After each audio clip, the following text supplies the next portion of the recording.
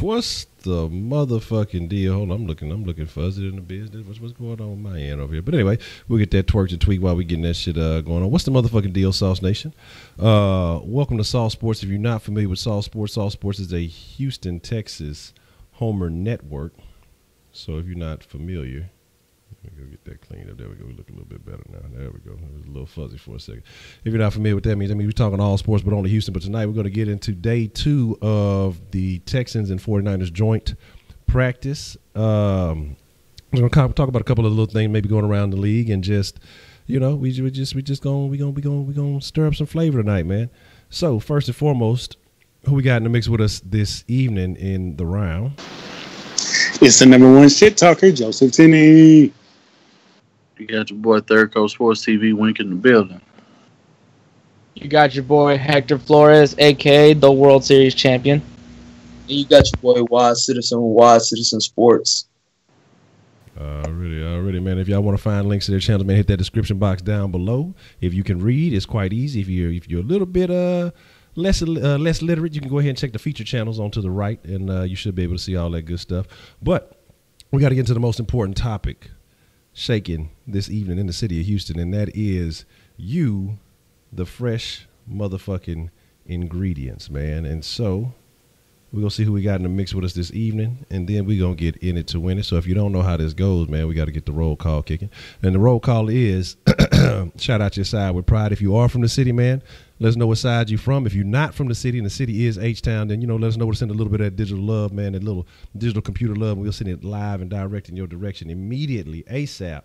And like I said, let's see what we got in the mix. Let's see what fresh ingredients, what flavors we got in here with us tonight. Mr. Asian Pikachu, Kenneth, T-Mac, Zachariah, the Zach lover, Miss Voodoo C. Wise in the mix. Not only is he in the chat, he's in the motherfucking round. Also is Hector Flores. What's the motherfucking deal? The Cune, DeMarcus, what's the motherfucking deal? No Mamas, Quincy Jones, Titans Up, what's the motherfucking deal? Hector Rodriguez, Dylan Terrell, what's going down? Josh Cooper, Balin Rios. Let me see. Otis Hill, what's the motherfucking deal?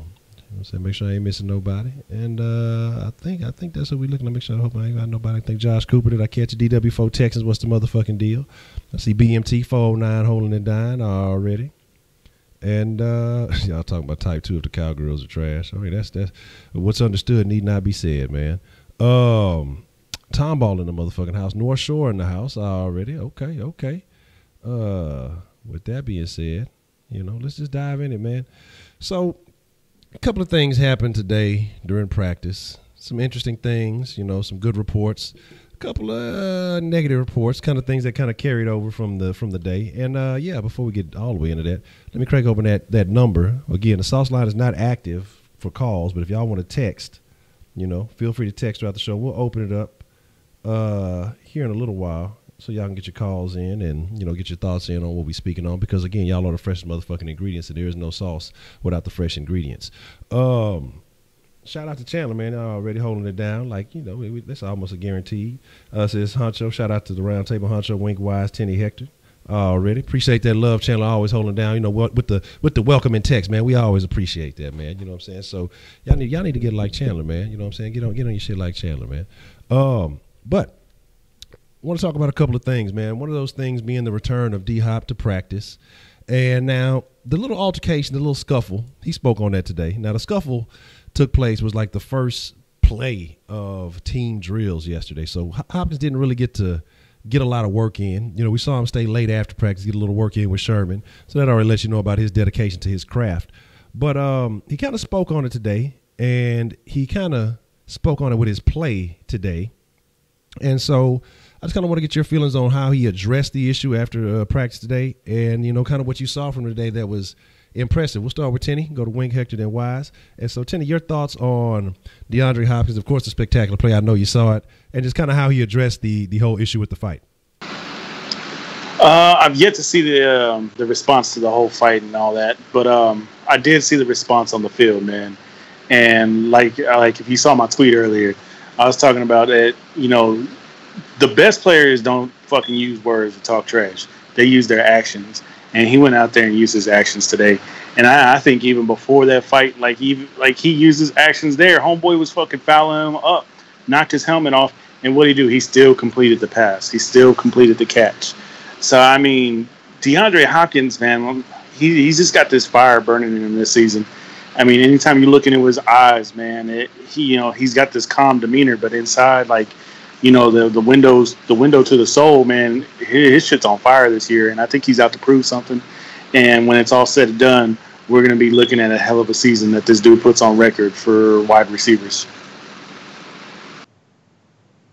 I agree. We get to see a full season from D-Hop and that Watson to Hop Clemson connection. I think it's going to be real special.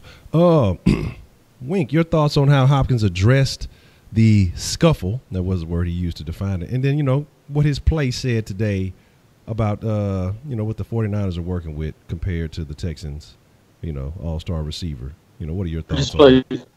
His play said everything that Houston fans and people who follow DeAndre Hopkins already knew. He's the best receiver in the game. The man makes it look easy. You know what I'm saying? I like the fact that he put in extra work with Sherman after practice.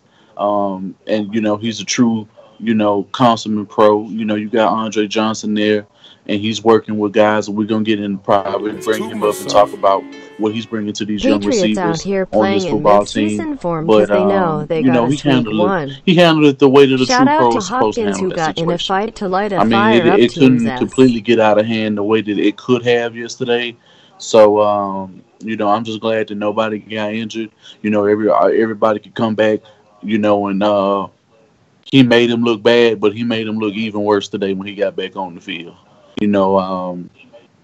Plays that this man was making, the shit that he was pulling out in practice is ridiculous. We not, as fans of DeAndre Hopkins and the Houston Texans, we're not even surprised when he does like the shit that he does now. Like we're so used to it. It's just like, okay, everybody else is catching up to the party. They in last place. We've been at the party since it started. You know what I'm saying? So, this is what happens, and he's gonna continue to do the right thing because he was raised that way.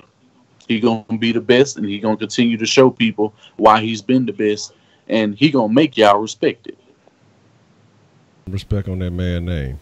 Hector, your thoughts on how D-Hop kind of addressed the scuffle at the end of practice, and you actually were in attendance today, weren't you?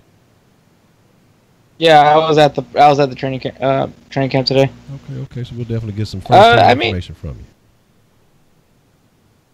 I mean, D-Hop is the most professional player you could think of. I mean,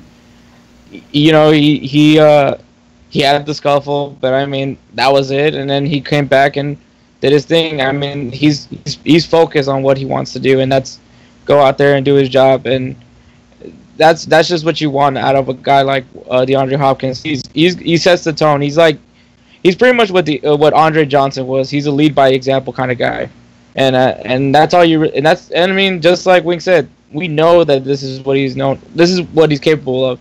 It's just that now everyone's not noticing it.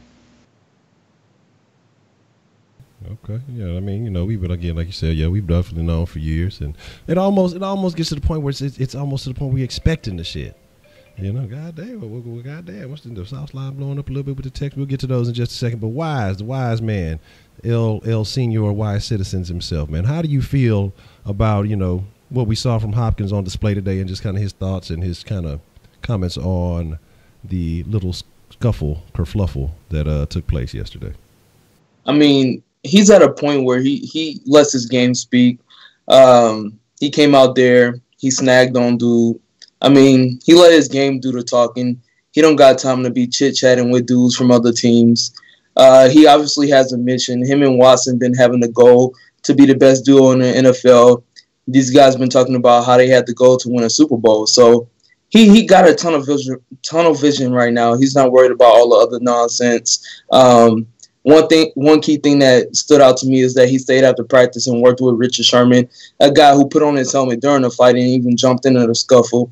So, I mean, that speaks volumes about DeAndre Hopkins. And he gets that from Andre Johnson. I mean, when you have a mentor like that, a guy who was a legendary receiver, a guy that was unstoppable in the NFL, he just didn't have the right quarterback with him. A guy that never got into any trouble throughout his whole career. He just beat up Cortland Finnegan, who had that coming. I mean, I mean, you just got to look at D Hop and see where he came from. And, I mean, he got a lot of more things going on in his life to be bothered by somebody that ain't got nothing towards him. Like, Jimmy Ward ain't nobody. So, I mean, that catch today was very impressive. I mean, we've been seeing this for the last 5 to 6 years. Man, absolutely, man. And for those of you who didn't catch it, man, he kind of made light of the whole situation in the post-practice interview. And he's just like, man, you know, hey, that's just football. Because we had so many fans, some of them in the comment section, people on Twitter just, if your fight is so disgraceful and, you let so only the guys that suck fight. Okay, this is the best fucking receiver in the league. So you saying he sucks? Because, I mean, your point is already proven wrong by commenting on that. Somebody, like I said, I didn't even really bother to really just even get into it. Because I'm going to tell you, you can believe that Saturday night story, or what's that Saturday afternoon special and shit. You know, no motherfuckers who talk, they don't, they can't fight. Man, I know some dogs out there, motherfucker, talk that shit and walk that shit. Y'all be believing that fucking Disney story shit if you want to. You know what I'm saying? It sounds good. You know, that's that good internet conversation. But it's some motherfuckers that'll talk that shit and they'll walk that shit right over your ass. So if you want to believe that, go for it. Yeah, it's a lot of motherfuckers who never made the team, and you can always tell the dudes who didn't have the skills to play on the football field, and they always come up with little gag shit like this. You know what I'm saying? Any professional, anybody on the TV, man, everybody on ESPN, Fox Sports 1, NFL Network, everybody like, okay, like they're not impressed. This shit been happening. This shit was happening in the 80s. It was happening in the 90s. It was happening in the 70s, the 50s, the 60s. Since the inception of football, it's a physical sport where it's a bunch of alpha males on the field. I mean, don't get me wrong. We definitely got some betas, you know what I'm saying, all over it too. But don't get me wrong. The alpha males make sure this shit is going on. So why are people surprised because it's their team and they don't want to hear all that? So what? Like, it happens, bro. Some people know how to keep it under wraps, and sometimes the story is just too big, and you have all of these. You got Twitter and everything now, so, I mean, it used to be you wouldn't hear about this shit unless ESPN told you or if you had a newspaper. You wouldn't even know about it. So, it's not a big deal. Yes, sir. And you have said everything right. Everybody say amen. Link just said that prayer. He's telling you the truth. Don't come up in here with that pussy shit. I mean, you fucking talk it, back it up, and at least stand your fucking ground. Exactly. And that's the difference. Now, a motherfucker who talk that shit and can't back it up, now that's the motherfucker you worry about. If a motherfucker gonna talk his shit, he back it up, because you got lots of motherfuckers who done talk big shit in the league and been a great player. Randy Moss talk big shit. T.O. talk big shit. Motherfuckers back that shit up. Now, Hop just happened to get into a scuff, but like I say, when it ain't nothing to a boss, you see how easily he downplayed it. Man, that ain't nothing. That's my part. It's football. This is what men do. You know what I'm saying? You know, hey, we going to get into it. I remember I've gotten into it with teammates I done had. You're going to win some. You're going to lose some. The appearance, the optics going to look a certain way sometimes. It is what it is. Then, you know, if you are teammates, you're going to carry on like you're going to carry on. If you not, then either y'all going to keep that beef going, or, you know, y'all going to handle it every time y'all see each other, or it's going to be a mutual respect, or it's going to be whatever it's going to be. But if you've never been in a situation like that, I see why people blow it out of proportion and make it a big deal. But the point that we were mainly making yesterday is about the team backing him up. That was my big issue, not about, it's a fight and let's not fight and let's all be friends and watch Care Bears. Like, fuck all that dumb shit, man. Like, that's the type of shit that kills me, you know what I'm saying? But we got a couple of texts coming in, and I want to address these, man. Pretty funny shit. And Kenneth with the cologne, said he commented on the Titans page yesterday and said, we better figure out who's going to guard Hopkins, because if Mike Evans is doing Malcolm Butler like that and he's supposed to be y'all best corner, we going to have issues. And it said multiple Titans fans were agreeing. If they are a common sense football fan, I mean, that's not even a question. They shouldn't second guess that, because if Mike Evans is overhand him like that, Hopkins, come on, it's going to be a wrap. And not just Hopkins, shit, it's Ellington and Fuller. Everybody looking like they going to work him over with that, with the plays you seeing them make. Zach, come on, Zach, don't be whack. Talking about y'all played the past week 1 in England. We're not worried about that, because, again, they still trying to figure out how to get their receiving core together. They firing and letting motherfuckers go with the quickness. They ain't even got no consistency over there. They most confident receiver, he out. Talking about he ain't even in football shape. So, you know, it is what it is. Be upset. Motherfuckers get into the stands. Fuck that shit. God Damn, that old lady Shannon catching up Sharp with his laid ass. into his ass the other day about that shit. I didn't even catch that shit. Fuck him though. We'll see. Like I say, if everybody's healthy on that defense, man, it's gonna be. Brady's had the worst time with the motherfucking Texans. So again, you talking about Merciless being there, you talking about Clowney being there, and you looking at some of these young bucks that's coming up now. It's gonna be a bad day for Brady. It's gonna be a real long day. Says Chandler. That we didn't have last year. No, yeah. Yeah, back to return to Fuller and Cornell. That's what I'm saying. You got to look at what was done last year and who was on the field, who wasn't on the field. Again, some key assets. No Will Fuller. We still pushed him to the brink. We're talking about replacing Corey Moore. You know what I'm saying? Moore with a honey badger. You know what I'm saying? And Duke. And the honey badger. Yeah, so you got a whole lot of different tools and a lot of different assets that you're going to have to consider. This ain't going to be the same game. Like if we almost did it last year with less. I mean, come on now. Let's not be foolish. I know you're a Cowboys fan, but let's not be foolish. I know sometimes you guys can't help yourselves. Shannon said Jordan Akins was snagging the ball and he has good route runs. Yeah, man. I mean, Akins has been impressive. They put out a little stat. I mean, you take it with a grain of salt, but he's the only Texans player who has scored 2 touchdowns in a preseason game. So I find that to be a little nugget that he can put on his belt. You know what I'm saying? But he's been looking good. Thomas has been looking good. I think Griffin's been all right. I've been hearing some good things coming out about them in camp today. So a whole lot of interesting things that might pan out to, hey, those picks. Like I say, we'll just have to kind of recap it at the end of the season, go back and look at that draft, and because it's one thing to speculate, and there's going to be another thing to see how these guys eventually panned out. And hey, if they all pan out doing well, I think nobody's going to have a problem eating crow on any of those things because it came out as a plus for us. But I want to talk about another thing, man. There was some very interesting things going on again today. But what I've heard constantly from today, that carried over from yesterday, then the not so good category, because we've been, kind of talking about all the good stuff, kind of highlighting a lot of things. But from what I've been hearing is the run game has not been looking that great. I heard Pope had a couple of little breaks. I heard Miller had a little something here and there. But I'm just hearing overall that the run game has not been looking maybe not even close to what it kind of looked like at Kansas City. So I don't know if that is the line just not playing up to par, even though they said they looked a little bit better today, and pass protection has been much better. I don't know if that's the line not playing up to par or if that's a situation with the 49ers actually having some quality guys at line. And then there's another topic I'm going to talk about here in just a second with that. But we'll start with Wise. I want to get your thoughts on the offensive line and the run game, and why are we not really bearing any fruit in that area? And then we'll work our way back to Tenny from Wise. I mean, we knew the run game was going to struggle. I mean, we don't have a number 2 running back right now. This is a thing I've been talking about all season long. We need to go out there and find the number 2 at running back while Deontay Foreman is out.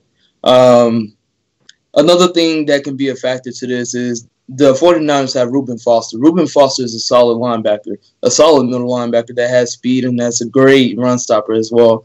They have Solomon Thomas on the defensive line. They have DeForest Buckner. They have a lot of top picks on that defense. And all these guys are prototypical defenders. So you got to look at that. Also, you got to think about, like you said, the offensive line could be struggling maybe in the run game, but I don't think that's true. But we'll see in this preseason game coming up, because these guys are actually kind of good at run blocking. Nick Martin, if you watch his film, you go back, he's pushing dudes off the line. If you see Zach Fulton, he's good at run blocking. I don't know about Clemente. I don't know about Davenport really on the run game. And Henderson, those guys I want to see touch up. But, I mean, with Lamar Miller, you got to have faith in him. And from what I heard in camp today, we did 80% passing plays and 20% rushing plays. So when you don't give your running backs the opportunity to even get in the game and have those quality reps, then you can't expect them to do much. I mean, just 20% of the reps, you're not going to get a big play every single time. It takes some running backs to warm up, like we know in the past with Alfred Blue. Sometimes Lamar Miller takes a while to warm up. And I just want to see more out of Troymaine Pope. I think the Texans need to give him an opportunity in his second preseason game. Let the guy go at it because, like I said, without Deontay Foreman, that rushing game is going to be subpar this season. I think it's going to be we're going to be kind of anxious to see that two-headed monster when Foreman returns. But hopefully Pope can be a guy that can fill in temporarily, or maybe be his own asset to the team and just be another weapon when Foreman does return. Hector, you had the bird's eye view today. What did you see from that offensive line if you had a chance to watch them in that run game? Mainly I was watching the defense, but I did get to watch I got to watch from the scrimmage, and from what I saw, it was just mainly, I think it's just because the rush defense that the 49ers has is actually pretty good. I would say this is definitely a younger defense compared to Kansas City, so there's that. I don't think it's anything of like major concern. I just think you're going up against a slightly better defense, and but it's a good way to learn though. I think guys will get better from working with a young defense like this. So I wouldn't take it much concern. I think Pope has stepped up very well. Irvin actually had some good looks. So I think this is just a good team to practice with.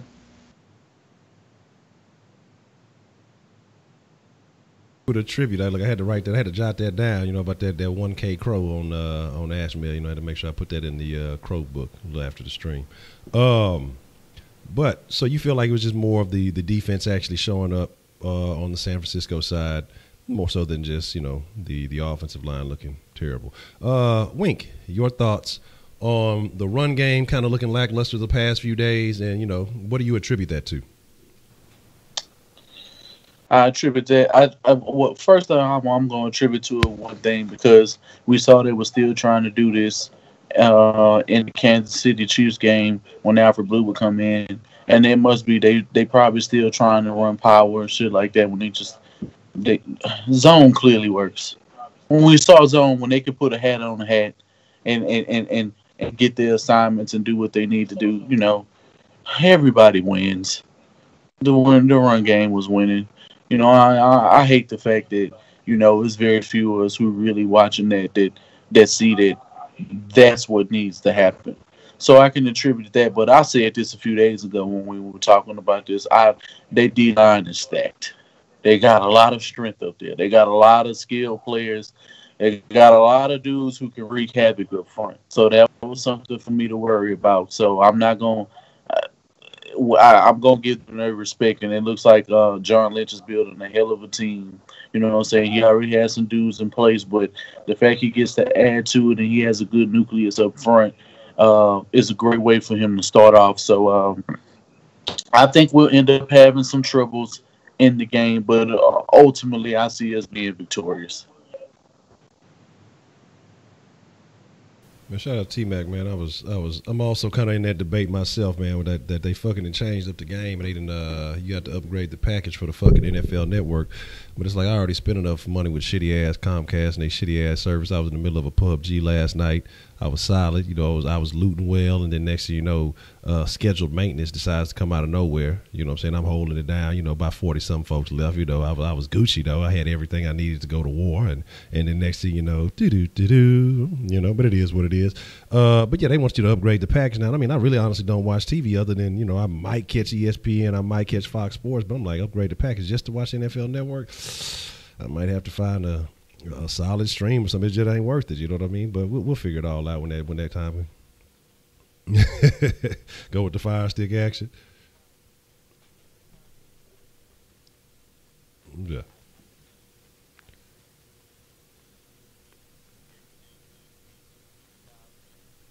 Yeah. No.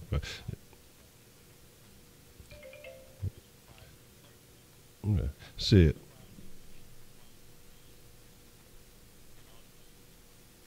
Everything free, including sports channels, streams, all the best sporting events and everything, bro. Shit. Well, do not waste your money on no goddamn the only reason I got the cable is because the damn cable made the internet cheaper. Honestly, I don't even fucking want the cable. Shit, I halfway used the house phone, but it just made the fucking internet a little bit cheaper. I mean, you're only paying a couple more bucks. If I'd got the internet by itself, they wouldn't allow me to get the package out of the speed I want. So, like I said, they hit you with the okey doke. I got hit with the okey doke. The Comcast Xfinity okey doke. They hit me with it, but fuck them. Tenny. But I'm honest about that, though, because it'd probably still be a better deal than upgrading that package. But, Tenny, your thoughts on the O-line, the run game, and what do you think is causing, some of the lackluster play in practice? Man, I think it's just a telltale sign of what our offensive line is going to look like this year. I mean, quite honestly, we got to keep grounded as far as what we saw in that first preseason game. Things look solid, things look good, but they're still going to have struggles. Remember, these guys, this is their first year playing fucking Henderson, Fulton, Deshaun Martin, Watson is MVP, Clemente, healthy for 16 and then Davenport. games. Those 5 dudes, it's their first year playing together. So they're going to have ups and downs. They're not going to come out a polished product and, looking perfect. So, I mean, we got to expect these hiccups. They're going to have bad days in practice. But, again, that's why I go back to, what was it, 2 days ago when I said, when you can see yourself getting complacent on film, you know what you're doing wrong and you know how to correct it now. And that's a good thing for them. And it's happening in training camp. It's not happening week to week during the season. So if we can get this shit out of the way and they can start to learn what they need to keep their eye on, what they got to improve on, I think that's all it really boils down to is 5 guys learning to play together. And I see everybody in the chat is asking me what I use. Bro, go get Fire Stick TV. Go get Fire Stick TV. I use Fire TV. And the reason why I use Fire TV is that I have a little bit more storage and I can watch like 4K movies. You can watch Terrarium, everything, every TV show that you've ever seen, from motherfucking Villa Island all the way up to Power. Everything is always updated. You know what I'm saying? And that's what I use. I stream all the movies, all the shit. It's all HD quality shit. Go get you Fire TV, Fire Stick, and I can send you the link. I can send you. I'll tell y'all who y'all need to go follow on and subscribe to on fucking on YouTube, and he gonna have you right, bro. You gonna get everything for free. I watch everything for free, and I see people were talking about the stream, bro. If y'all want to stream games and y'all not, bro, y'all can use VIP League. I know A-Train said it wasn't really working for him, but all you gotta do is wait for the little box to close out. When the 30 seconds go past, I watched the whole game the past game on my phone, no problems at all. I watched it on my Xbox, no problems at all. You just gotta close out a couple of boxes, and it's gonna be just fine. And I got some homework real quick I want to send out to Zechariah. Please go find somebody on your team outside of the offensive line and the running back that's better than anybody on our team. I give you any position group, the D-line, the outside linebackers, the inside linebackers, the defensive backs, the quarterback, the wide receivers, the tight ends. I mean, it's too much sauce. Thanks for the tip. Here's a tip. I'm a hacker. What's a hacker? I'm not a hacker. You getting that free shit for illegal. Zachariah is a little church boy. That's what that is. I mean, he can be trash and pay for bullshit internet. You know what I'm saying? They can go down to him. They can charge the fuck out of him while I'm over here eating this free lunch. So you can go ahead. Yeah, I'll take this government cheese. You know what I'm saying? While you eating popcorn. Look at him. He yelling out Sean Lee's name like he getting. He yelling out Sean Lee like he taking it in the booty from Sean. Bro, Sean ain't nothing. Sean Lee. Get the fuck out of here, bro. Sean Lee can't stay injured, bro. Like, what the just shut up. Let's get on to some more good shit. Let's get from the negative. Let's get back to the positive. Let's some very good things that we did. So, we're talking about how, maybe 49ers have a solid defense and that was kind of slowing up the run game. They definitely wasn't doing damage in the passing game. Now, there's something I have noticed because I've been looking at some of the 49ers message boards. I've been looking at some of the 49ers sites and things like that. You know what I have not heard anything about, and I don't know if you guys have been looking into it yourselves, and I don't know if y'all in the chat may have been looking into it. We'll start with Tenny. We'll work our way back. But the thing that I have not heard is anything about an outstanding performance from one Jimmy Garoppolo. Haven't heard anything about, Jimmy's putting it on the money. Jimmy's throwing touchdowns. I heard about some possible passes. I heard, if that one would have connected, it'd have been a touchdown. If I haven't heard anything. I mean, I'm looking on 49ers sites. They're talking about if, ands, and maybes. They talking about some picks they got on Whedon. They talking about old buddy running into Whedon, even though you ain't supposed to touch the quarterback, so goofy-ass boy. But you're not hearing anything about Jimmy G playing excellent. I mean, I thought Jimmy G was the savior. You know, hey, maybe what Ramsey did have some things to say about that boy. I don't know. We'll start with Tenny. We'll work our way back from Tenny Wink, Hector, to Wise. But let me know your thoughts about that. I mean, what is up with the absence of the Jimmy G conversation? Is that defense? 'Cause I've heard that secondary's been balling. What are your thoughts on that? I think it's a combination of them getting on the hype train way too early for Jimmy G. Because the teams he beat last year wasn't nothing special. I mean, we weren't even nothing special when he played against us. And they kind of just barely beat us, if you think about it. The game wasn't like out of hand. It wasn't like something that was completely impossible. But at the same time, he wasn't really beating anybody important. He wasn't really going toe-to-toe with anybody important. And at the end of the day, you got to think about this, man. Like, you could start to make the case that maybe some of these guys got ahead of themselves when they started talking about him and started saying, oh, Jimmy G's going to come to the 49ers and do this and that.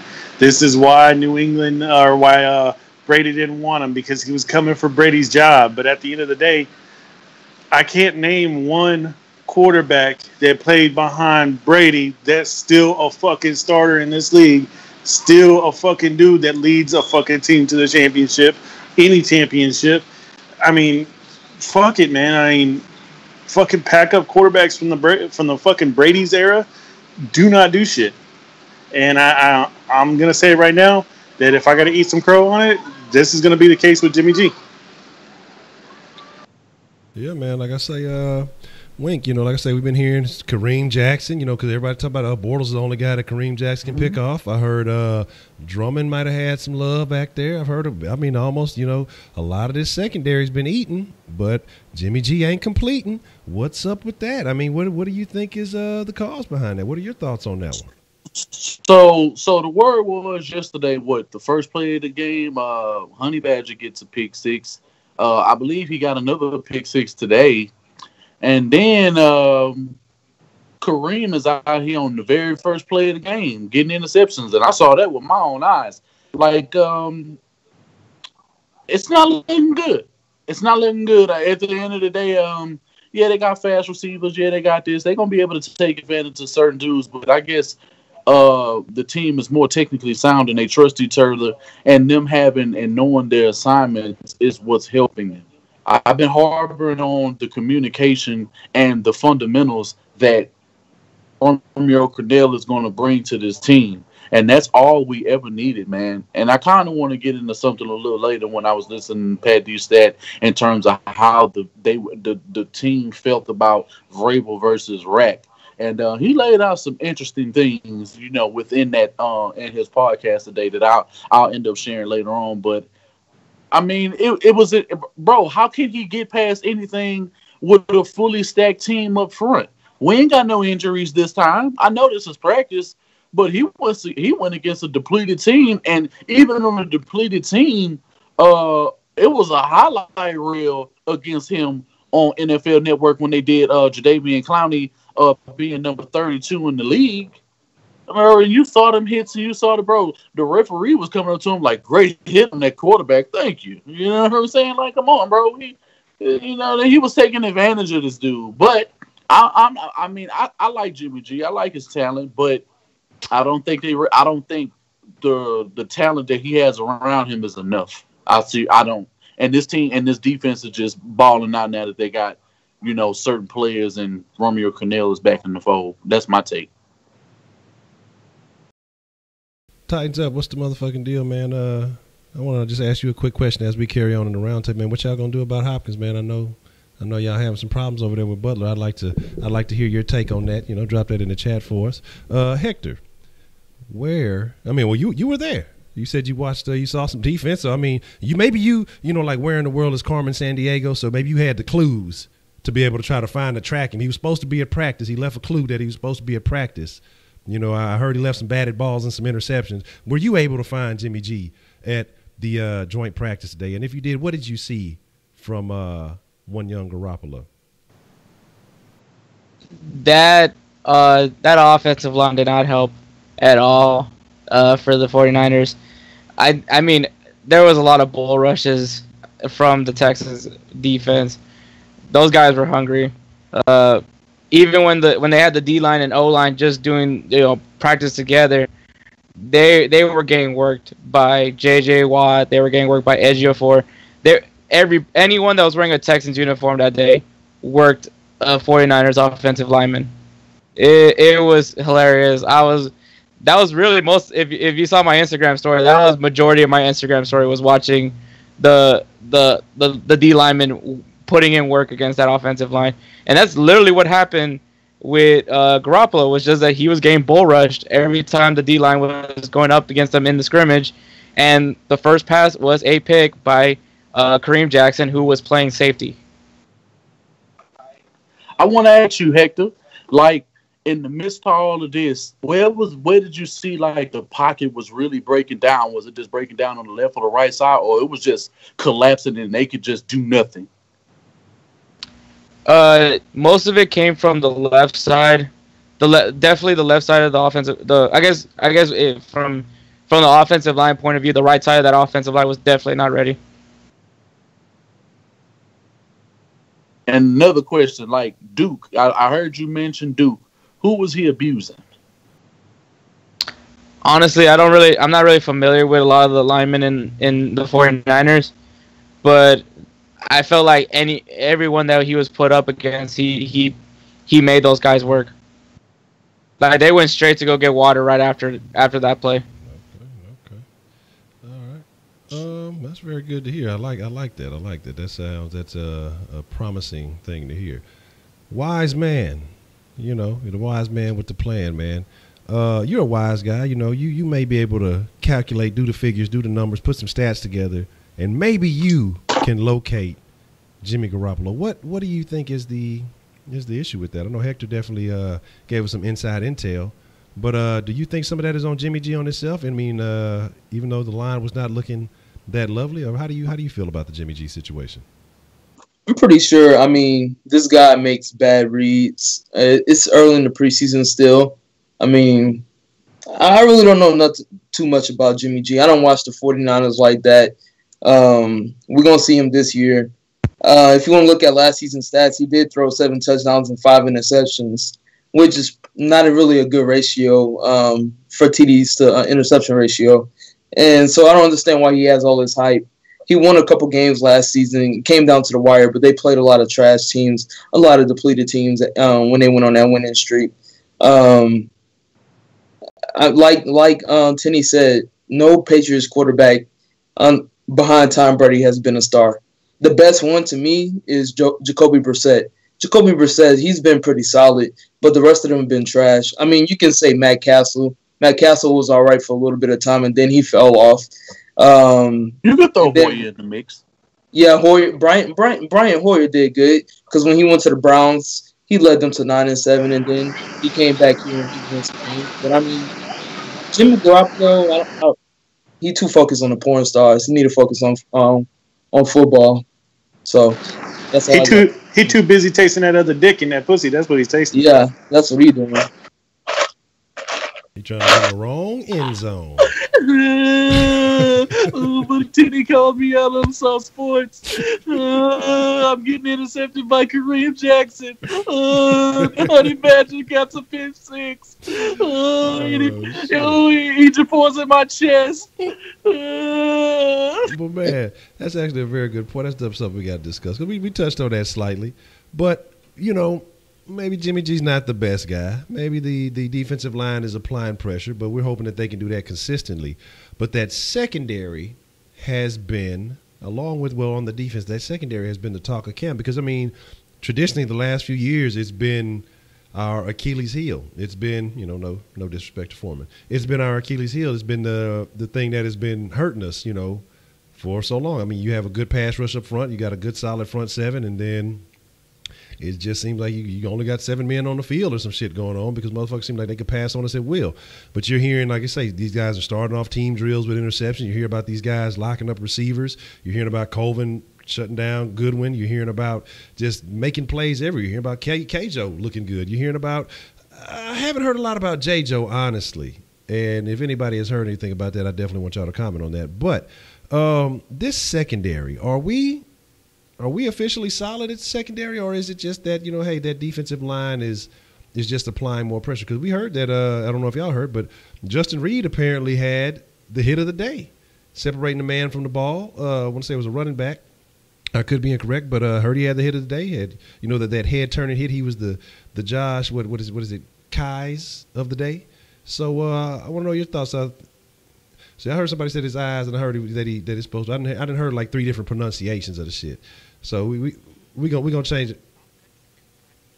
Yeah, I done called them Keyes, Kai's. Look, and one of them gonna be right. Shit, I done called them all 3 of them, so one of them gonna be right. Goddamn. We'll start with the wise man. Your thoughts on, is this secondary finally legit, or is our D line just the shit?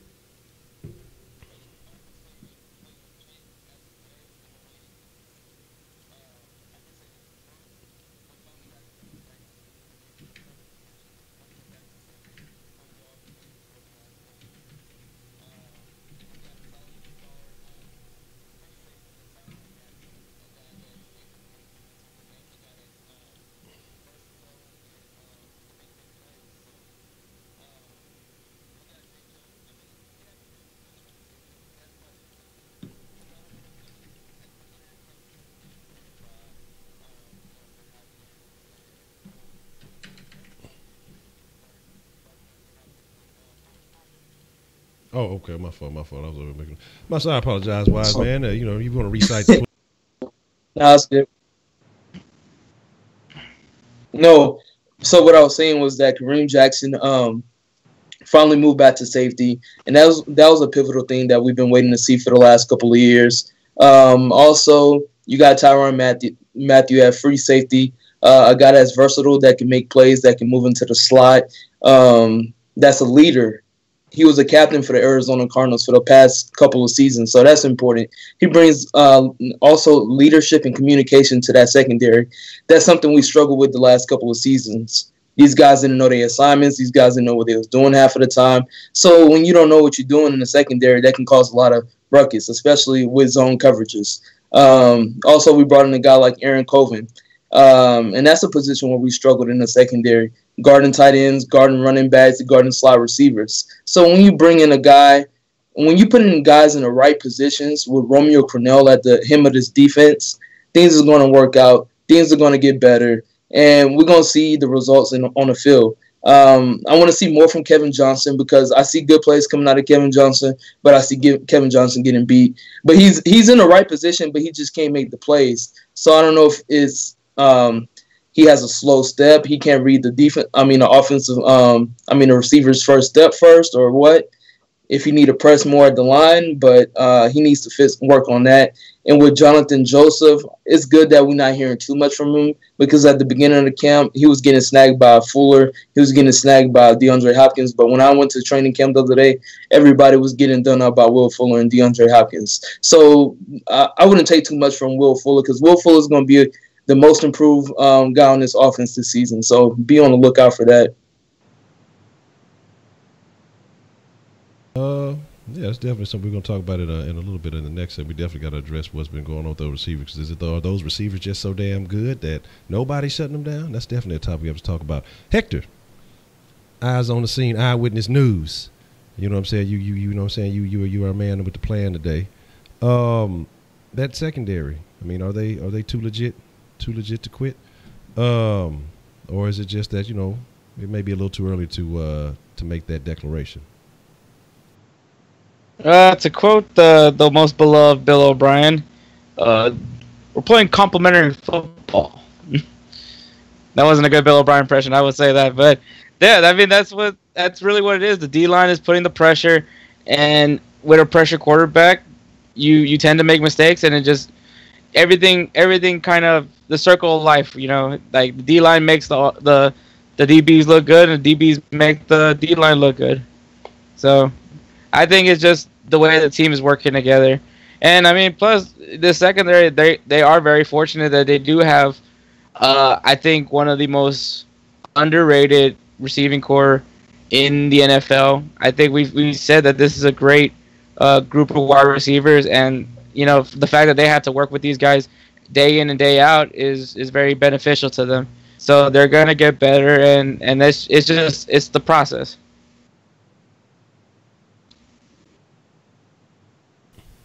process, Brian.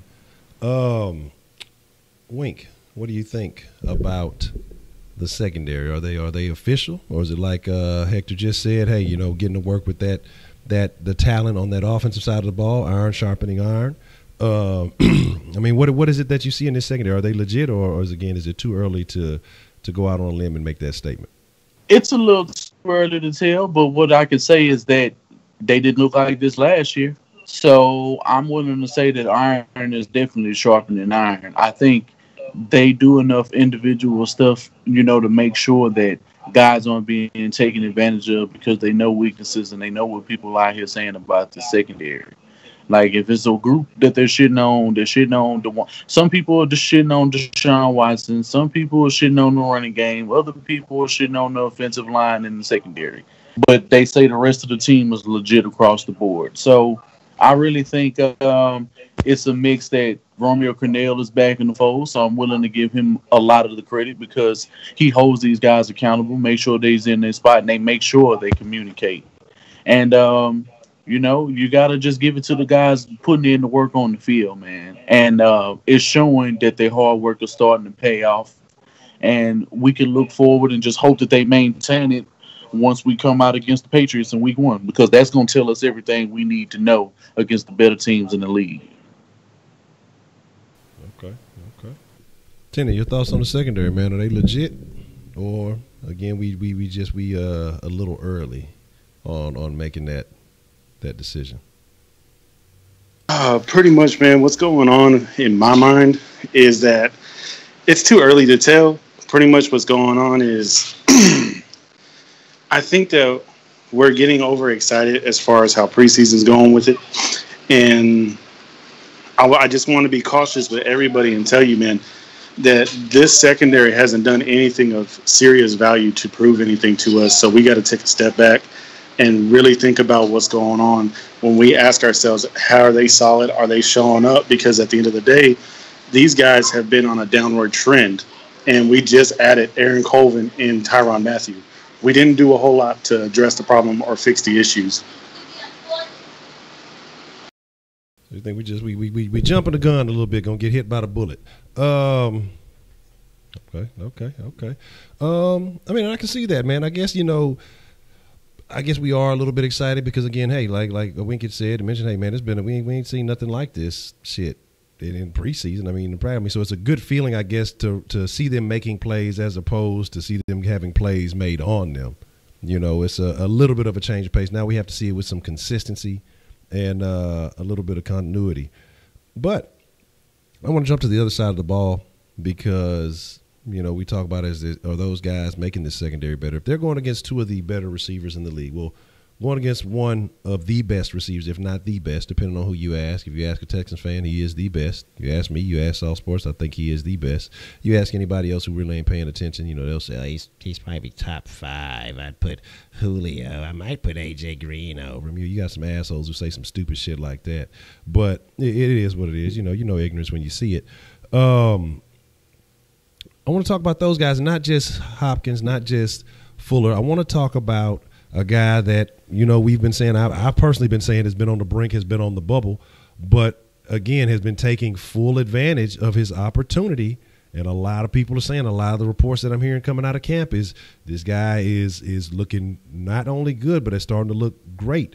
Not only is he playing the slot, he's playing both outside positions, that he's developed a full understanding of the role of receiver. He has a full understanding of the playbook now, and the boy is out there making a name for himself, and that's one Braxton Miller. So I kind of want to touch on all the receivers, but I kind of want to highlight the Braxton Miller situation, and I want to know if you guys think was Braxton going to be that guy anyway, or did that pick of Kiki kind of put a little fire under his ass to make say, okay, look, I definitely got to step it up a notch, or else I might be out of here. And we'll start with who jumped out? I think we got Tenny still in the mix. We'll go with Tenny, and then we'll work our way back. And so the receiving core, what is the highlight of that receiving core, and what do you feel about Braxton Miller actually looking like a viable receiver so far?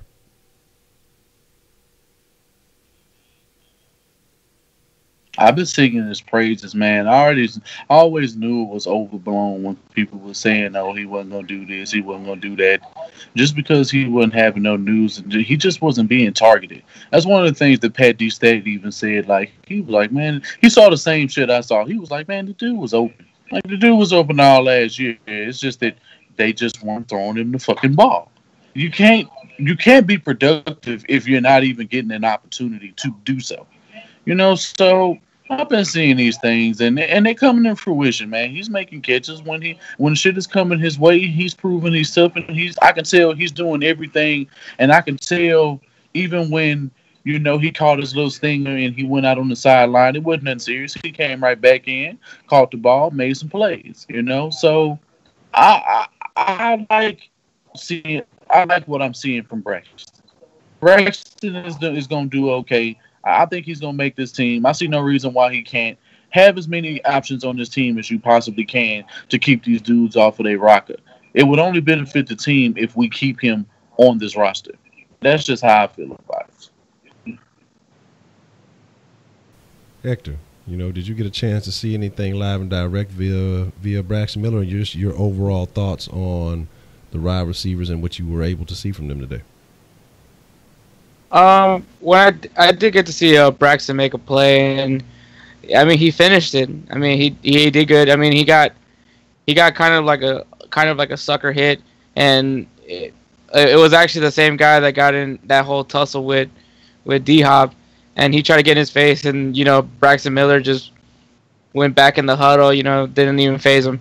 So I mean Braxton Miller is he's zoned in. He's like we said before. Or I said it before. This guy is focused on trying to make it to the team. He knows that this wide receiver group is very stacked, and anybody could easily not make this team. So I think he's just focused and just wants to get the job done and do his part so he could make it to that 53-man roster.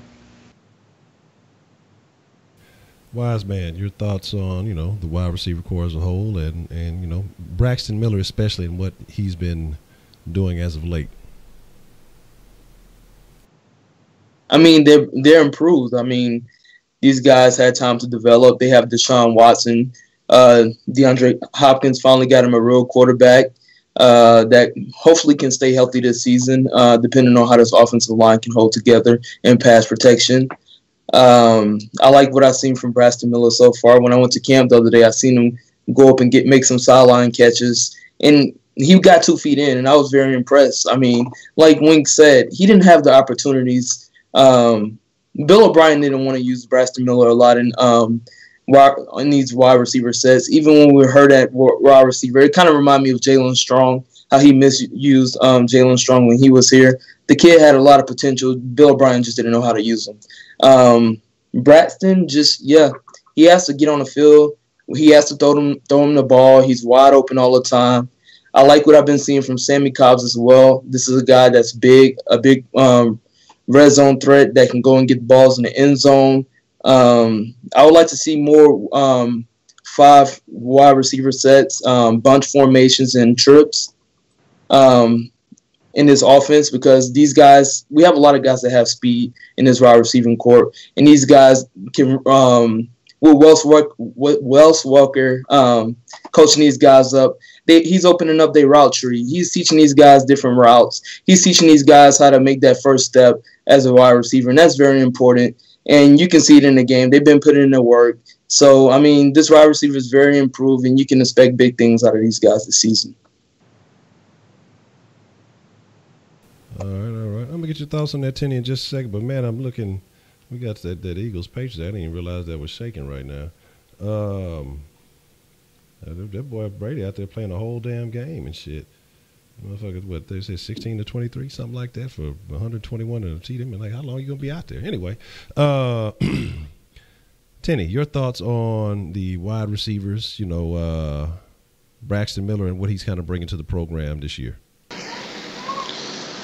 Well, as far as Braxton Miller, man, I've been really impressed with him and his ability to start to get a lot of separation from some of the cornerbacks. And I think it showed pretty good in the preseason game, but also his ability to generate the talk around him. I mean, really, I mean, we've kind of got that. You know, Braxton Miller looks good for his transition from college to the pros and stuff. You know, everyone always pumps up somebody's nuts here and there, but then this is actually like practical reporting that we're seeing on Braxton Miller, which feels good because it's another fucking weapon that we could use, another person that we have on the squad that makes us better. And as far as the wide receivers go in total, man, I mean, I really feel like this wide receiver group is going to be the best in the league when it's all said and done. I don't care if it's the Steelers. I don't care if it's whoever else they want to put up there. What was it, the Vikings? They were saying that the Vikings, Steelers, top wide receiver groups in the league. No, nobody's going to be better than what the Texans put out on the field this year. I'm hoping so. I mean, we got the hands, we got the possession, we got the deep threats, we got speed. I mean, all across the board. You know, Sammy Coates has been getting a lot of love too, and I think, you know, both of those guys actually have been taking advantage of, you know, Kiki and those reps that he's leaving on the field, you know, by being injured, and they've been thriving. I've been hearing a lot of good shit about both of them. Actually, I've also been hearing a lot of shit about them in the return game, and so, you know, the more versatile players are in this Texans organization, the more love they seem to get from the general manager and the coaching staff. I kind of want to discuss a little bit of something. I want to jump back. Well, actually, I want to talk about special teams just a little bit because, you know, you got Popes. He had returning day. You had Popes, Coates, Irvin, and Miller out there. And we're going to talk about that. I want to get on the Fuller thing, too, here in just a second. I want to say that for a little bit more towards the end. We're going to talk about that. We're definitely going to talk about Fuller and what he's brought to the table because I think some very interesting things to discuss.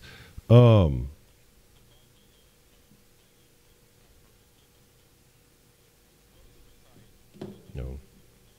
American football is going to take you to where you need to go. Click on the game. Some links going to pop up. It's going to take you to another web page. Wait for the 30 seconds to go down. Click on the play button and enjoy the stream. It's just that simple.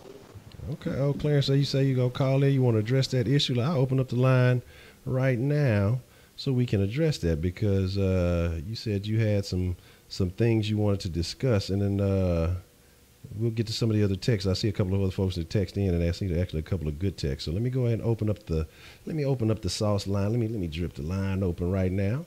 Let me make sure I get the proper headgear in, so I ain't gotta fumble with it. And shit, you can call in when you're ready. So we will be waiting on your call, Mr. Clarence. So. Yeah, I see. Yeah, the page, they out there trying to look. They trying to get ready, man. Look. It seems to me, I thought he was out there for, it's like 20-7 last time I checked. About to be halftime. I'm saying, I didn't realize that. Sauce line open, Clarence, whenever you're ready to call in, man. I'm waiting on your call. But while we waiting on that call, man, so Broderick texted in, he said, man, I agree that zone should be our primary run scheme. We need a moving line so the RBs can pick the nearest open gap and get upfield full speed. Definitely got to utilize that. Let me see. Joshua says, hey, if Patriots don't have Sony Michel, then it's really over for them. Yeah, how long is he supposed to be out? A couple of weeks? Hello, Phoenix. Let me see. Yeah, I think he hurt for a couple.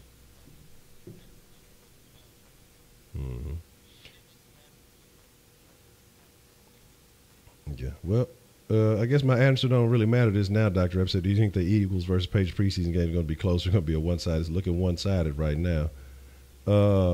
Chandler says, my fault, he actually had a couple of. Okay, hold on. We got what the hell is Sauce Sports?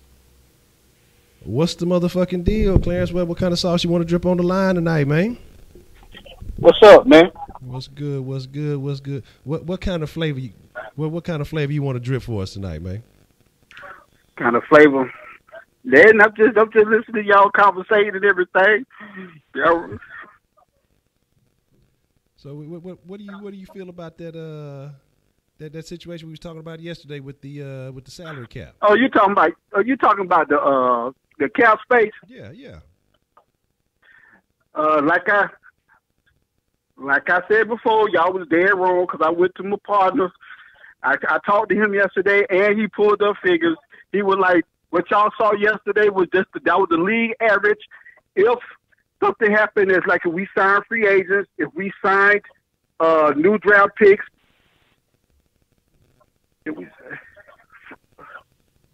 He said that is not correct. He said what they're doing is they estimating what our cap will be if we do that for 2019. Okay. So, but I mean, even if that that is not correct. He said right now, I'm telling you what he told me now. He said right now our cap space stands at exactly $19 million over $19 million. He said that it will be more after the season because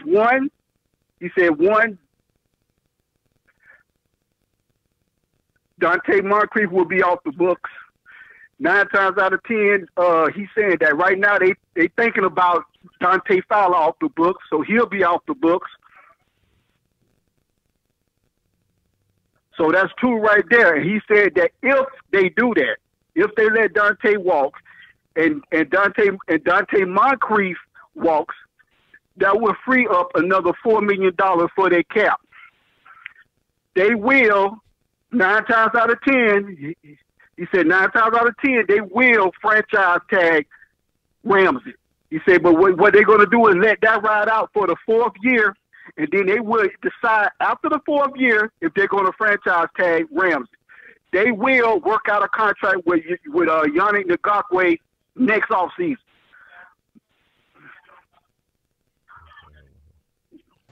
As far as Miles Jack, they going to either... He said he don't really know. He said Coughlin has not really said about Miles Jack as of right now, but he knows for a fact that Ramsey will be the franchise tag after the 4th year. Not franchise tag. I'm sorry. Let me take that back. He will be. They would take up his 5th year option. They would take up his 5th year option, and they would sign it. They would work out a contract with Yannick after this season. His 5th year option is still going to end up being in the category of 14, 15 million. That's exactly what he told me.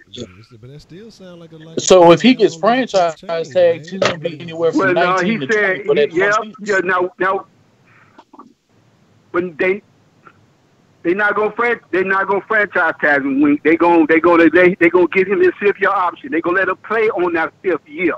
And during that 5th year, they would try to negotiate a bigger deal with him during that 5th year. But then after that 5th year, when that 5th year anyway, Calais Campbell would probably be coming off the books because that'll be his 4th year.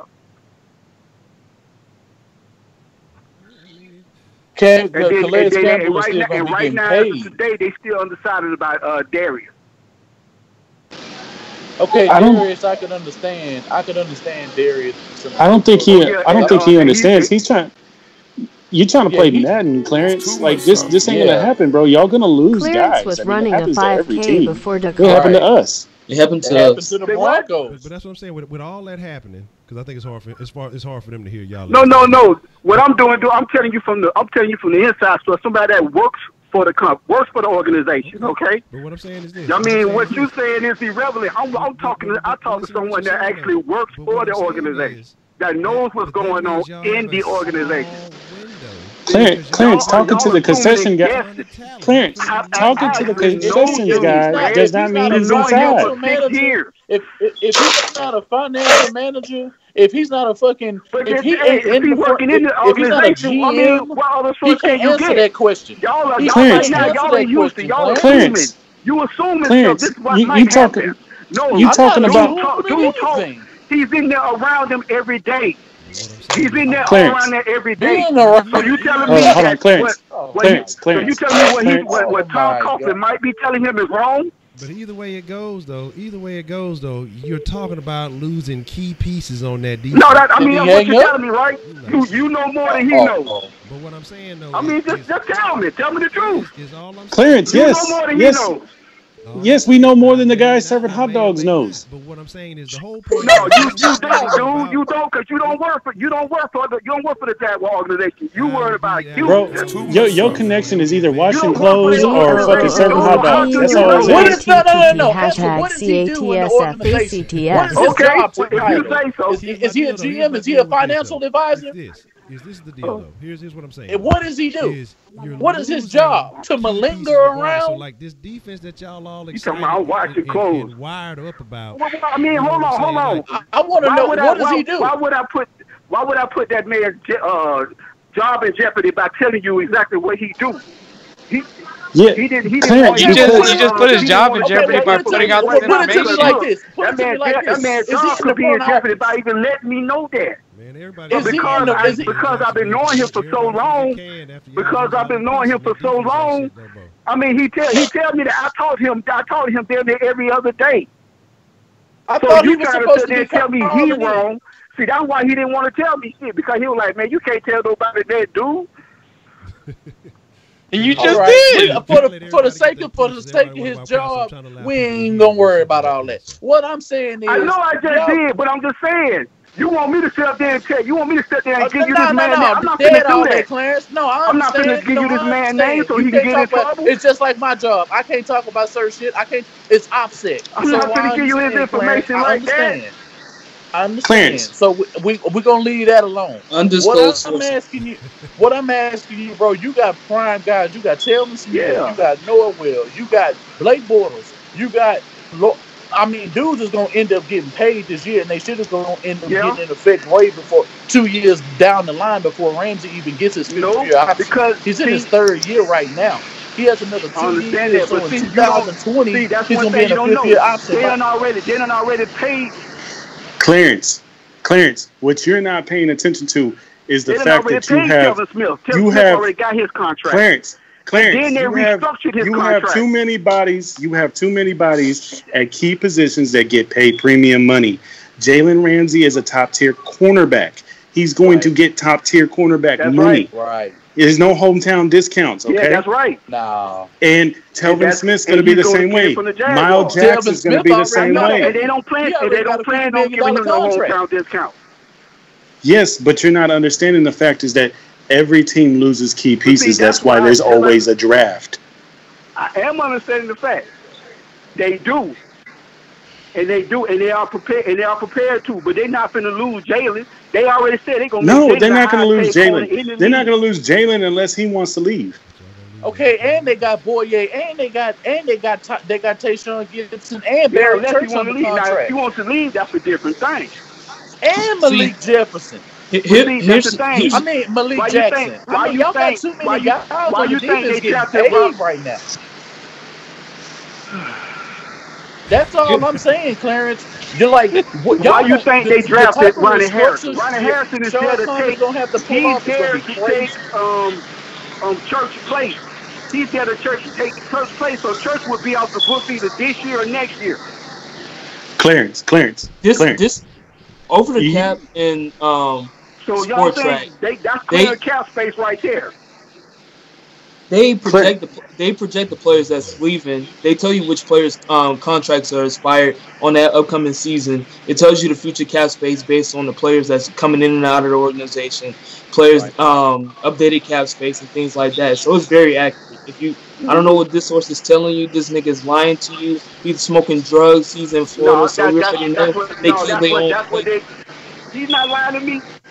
Okay, whatever. He doing whatever, but check it out. He works for an organization that he making 6 figures. He making more than everybody on his phone. Everybody. That's Clarence. I don't care if he's taller, if he stands on his wallet. I don't give a fuck about that job, but due to nepotism, that means nothing. You're not hurting no feelings over here by saying that. I make pretty decent ass money myself. And I'm a college student. I don't care about my college student. I ain't trying to hurt nobody's feelings. But I mean, I'm not finna sit up. But I ain't finna sit up here and let y'all try to disgrace dude when this dude, he know where he goes to work to every day, and y'all sit up there trying to tell me, y'all way in Houston trying to tell me this dude don't work for this organization. When this man get up every morning, put on his shirt and tie, and goes in there every day, swipe his card. We don't know that every day. I got a question, Clarence. Well, nobody said nothing about that. Like, we didn't say nothing about that. Okay then, but see, I know that because I live here. I live here. I've been knowing this man Clarence, for 6 years. The same you know what, Clarence? I'm gonna settle this real quick. Can be privy to. Clarence, I'm gonna settle this real quick. Since you talking all this bump about 6 figures and stuff, you know what? You get him to get you out on that practice field. You go out there, you take you a picture on that practice field, standing next to players. You ain't got to tell us anything. Just send it to the Twitter. Hit us up on Twitter. Put a picture out there. Because if this dude's worth 6 figures, he can get you on a practice field to watch fucking team practice. My boy played for the Browns. I got to get in the Texans locker room. I got to be on the field. He can if I want to go, but for one, I don't have media access. You can get it. You can get your media access. I appreciate your call, man. Right now, I appreciate your call. I can, but you know what I'm saying. But then that'll be putting that man in jeopardy. Man, look, you ain't got to take a picture with him. Just take a picture on the field. Because have him take a picture. What I'm gonna take a picture. Y'all want me to show y'all who this man is? Y'all actually want No, we're telling you, take a picture of yourself on the field. Clarence, all I'm saying. We I'm clearly about just. to hang up on you though, but I appreciate the call. Can I say something to Clarence real quick? Clarence, all I want is a picture on the field of just you chilling out on the field watching the players practice. No rope separating y'all. But I swear to God, if I see a picture that's inside the concession locker room where everybody's cooking the hot dogs, I'm going to go in on you, okay? All right, here's the deal. We got a couple other calls coming in. Look, I give Clarence his due for calling in, man. But look, we can't give you a whole segment on the show. Look, you're a Jags fan, man. We can't give you a whole damn segment. What's the motherfucking deal, man? Who we got calling in on the sauce line this evening? Bro, tell Clarence shut his bitch ass up. Who calling in? They hung up, man. Hey man, but no, I was some real shit, Clarence. I do appreciate you calling in because you know you lurking in hostile territory. You holding your own, man. But I'm just saying that we definitely disagree with you, man.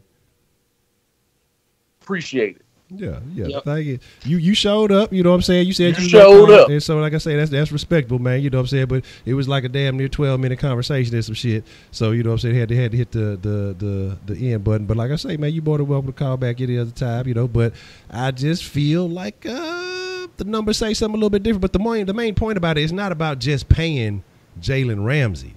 It's about y'all feeling like and loving this defense y'all got. But what we're saying is that this shit is not finna maintain. Like y'all have a small window, maybe another year or two at the most. And so that's what I'm saying. Hold on, we got another call coming in. All right, what's the motherfucking deal? We got called in on the sauce line this evening.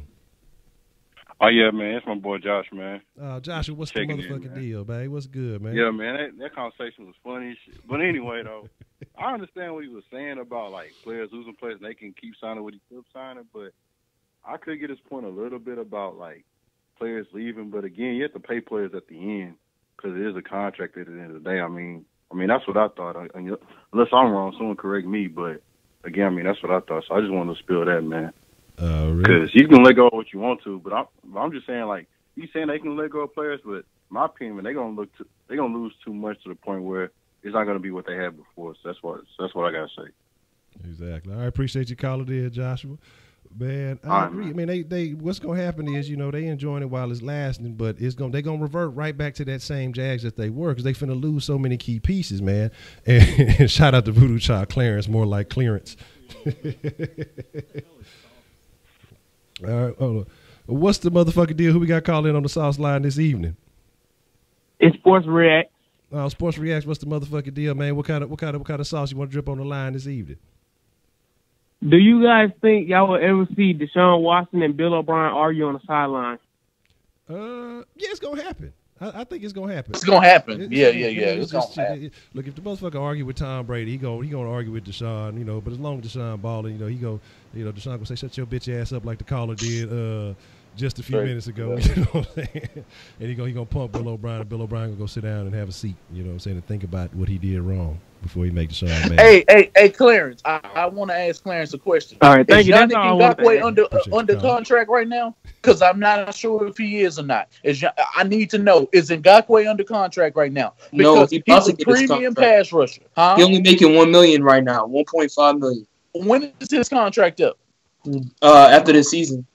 Oh my God! Come on, bro. Y'all got to pay Yannick Ngakoue.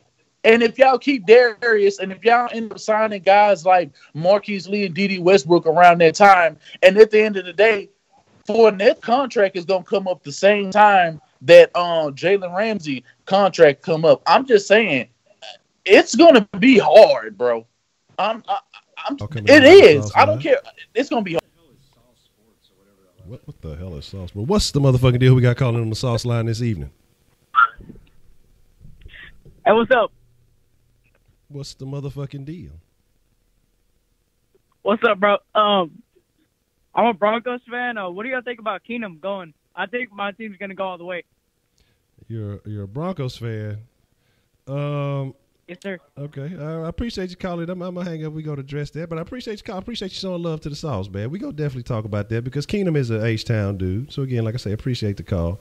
But going all the way, I'm gonna say, you know, I think Keenum gonna shine for y'all a little bit, but I don't see it happening. I just don't see it happening. Like I said, y'all may make a little bit of noise. I can see the Broncos. He said a Broncos fan, I believe. He said Keenum, but I feel about what he feel about Keenum. Oh, Keenum ain't going nowhere. I can see the Broncos win their division, but it's just because the AFC West isn't that good, in my opinion, this year.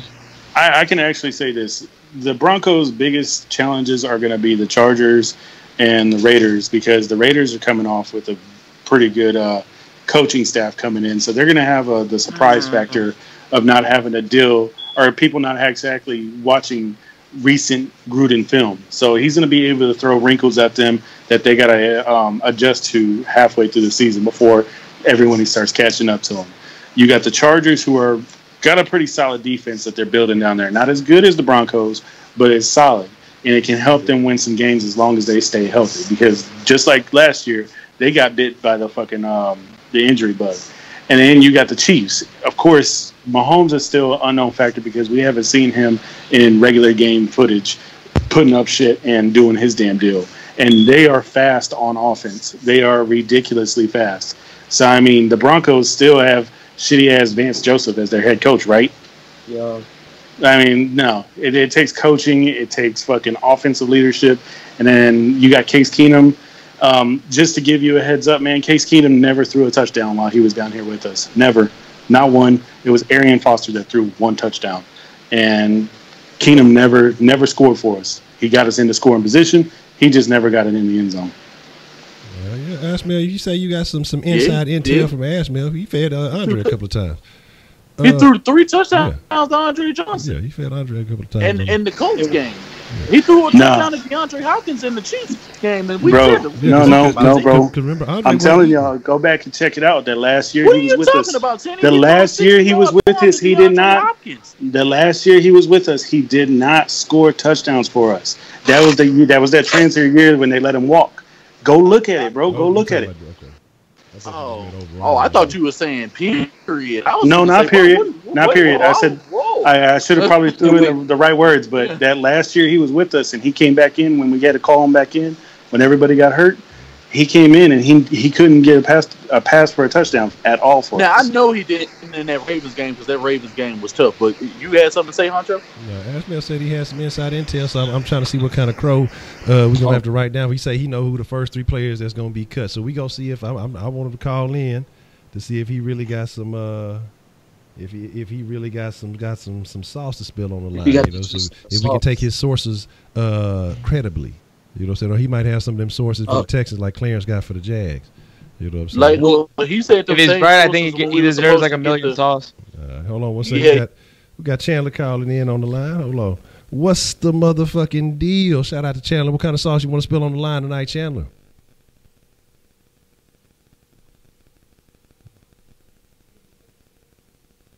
We good? I'm trying to make sure I ain't mess up the sauce line on that. You with us, Chandler?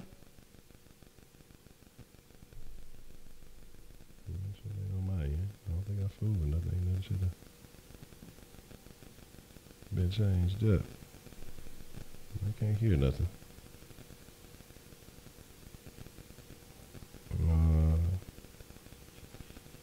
Yeah, you have to probably call right back for us.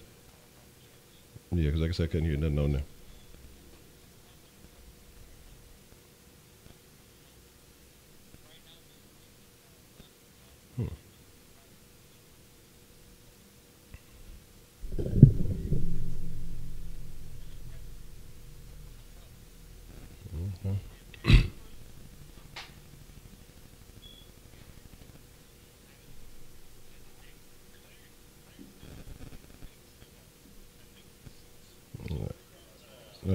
on 1 second. We got another call coming in.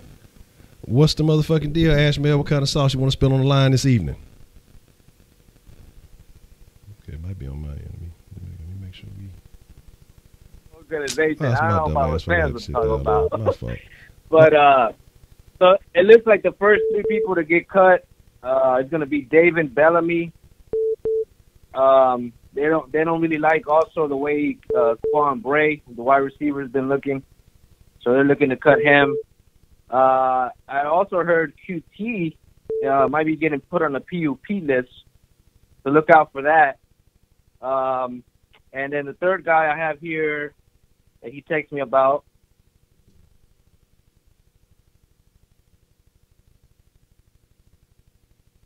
Running back Lavon Coleman. That they might be cutting. So also, look out for Deku. They're looking at cutting Deku as well. I'm not sure that they like him too much, so watch out for that. Okay, I'm gonna jot these down, man. Like I say, you say Bray, Bellamy, Deku, Coleman, and you said Heath going on the pup list. Yes, sir. Write it down. I got it. All right, I'm gonna write it down. He said that I could potentially agree with. Okay, the Bellamy dude. Okay. But these are like dudes who are at the bottom end of the roster. He not making up like these dudes are going. Everybody he just said wasn't going to make the team anyway. Now if he's saying these are going to be the first cuts that we can end up making in week 3, okay. But the only thing that he said, okay, Kiki making the pup, that's not even that far fetched because his injury, the injury that he has was like 4 to 6 weeks anyway. So if they have to put him on the pup, that's not really in the preseason. They can put a lot of they don't even have to put him on pup. They could just leave him as active. Exactly. But also, I mean, like Davin Bellamy, you're not going to see him get cut because just the simple fact is they need some depth at outside linebacker. He'll probably be like a last cut. He's not going to be your first one. Because you still got a game 4 and you got to see what you got. Hold on, we got a call coming back in real quick. It's Chandler coming. That was my fault earlier. What's the motherfucking deal, Chandler? My fault earlier, man. That was they say, man, fuck you, Honcho. You ain't answered my call the first time he hung up on me. Chandler, if you get a chance, man, call it back. I was picking up and it showed that it hung up. So if you get a chance, man, call back. Phoenix said he done some numbers. You know what I'm saying? He done some number crunching. You know, that's shit. Hold on, we got another call coming in. What's the motherfucking deal? Who we got calling in on the sauce line tonight?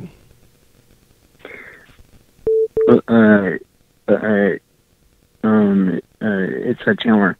What's the motherfucking deal, Chandler? Man, it's always good to hear from you, Chandler. Man, I'm glad you called in. My fault earlier. I had the volume down low, so I couldn't hear what you were saying. But what kind of sauce did you want to spill on the line tonight? No sauce. I gotta say that Jacksonville fans, Tennessee fans, and Colts fans are just, they just love, talking mess to us. But I got a serious question for that guy who called in, earlier, during the heated argument. And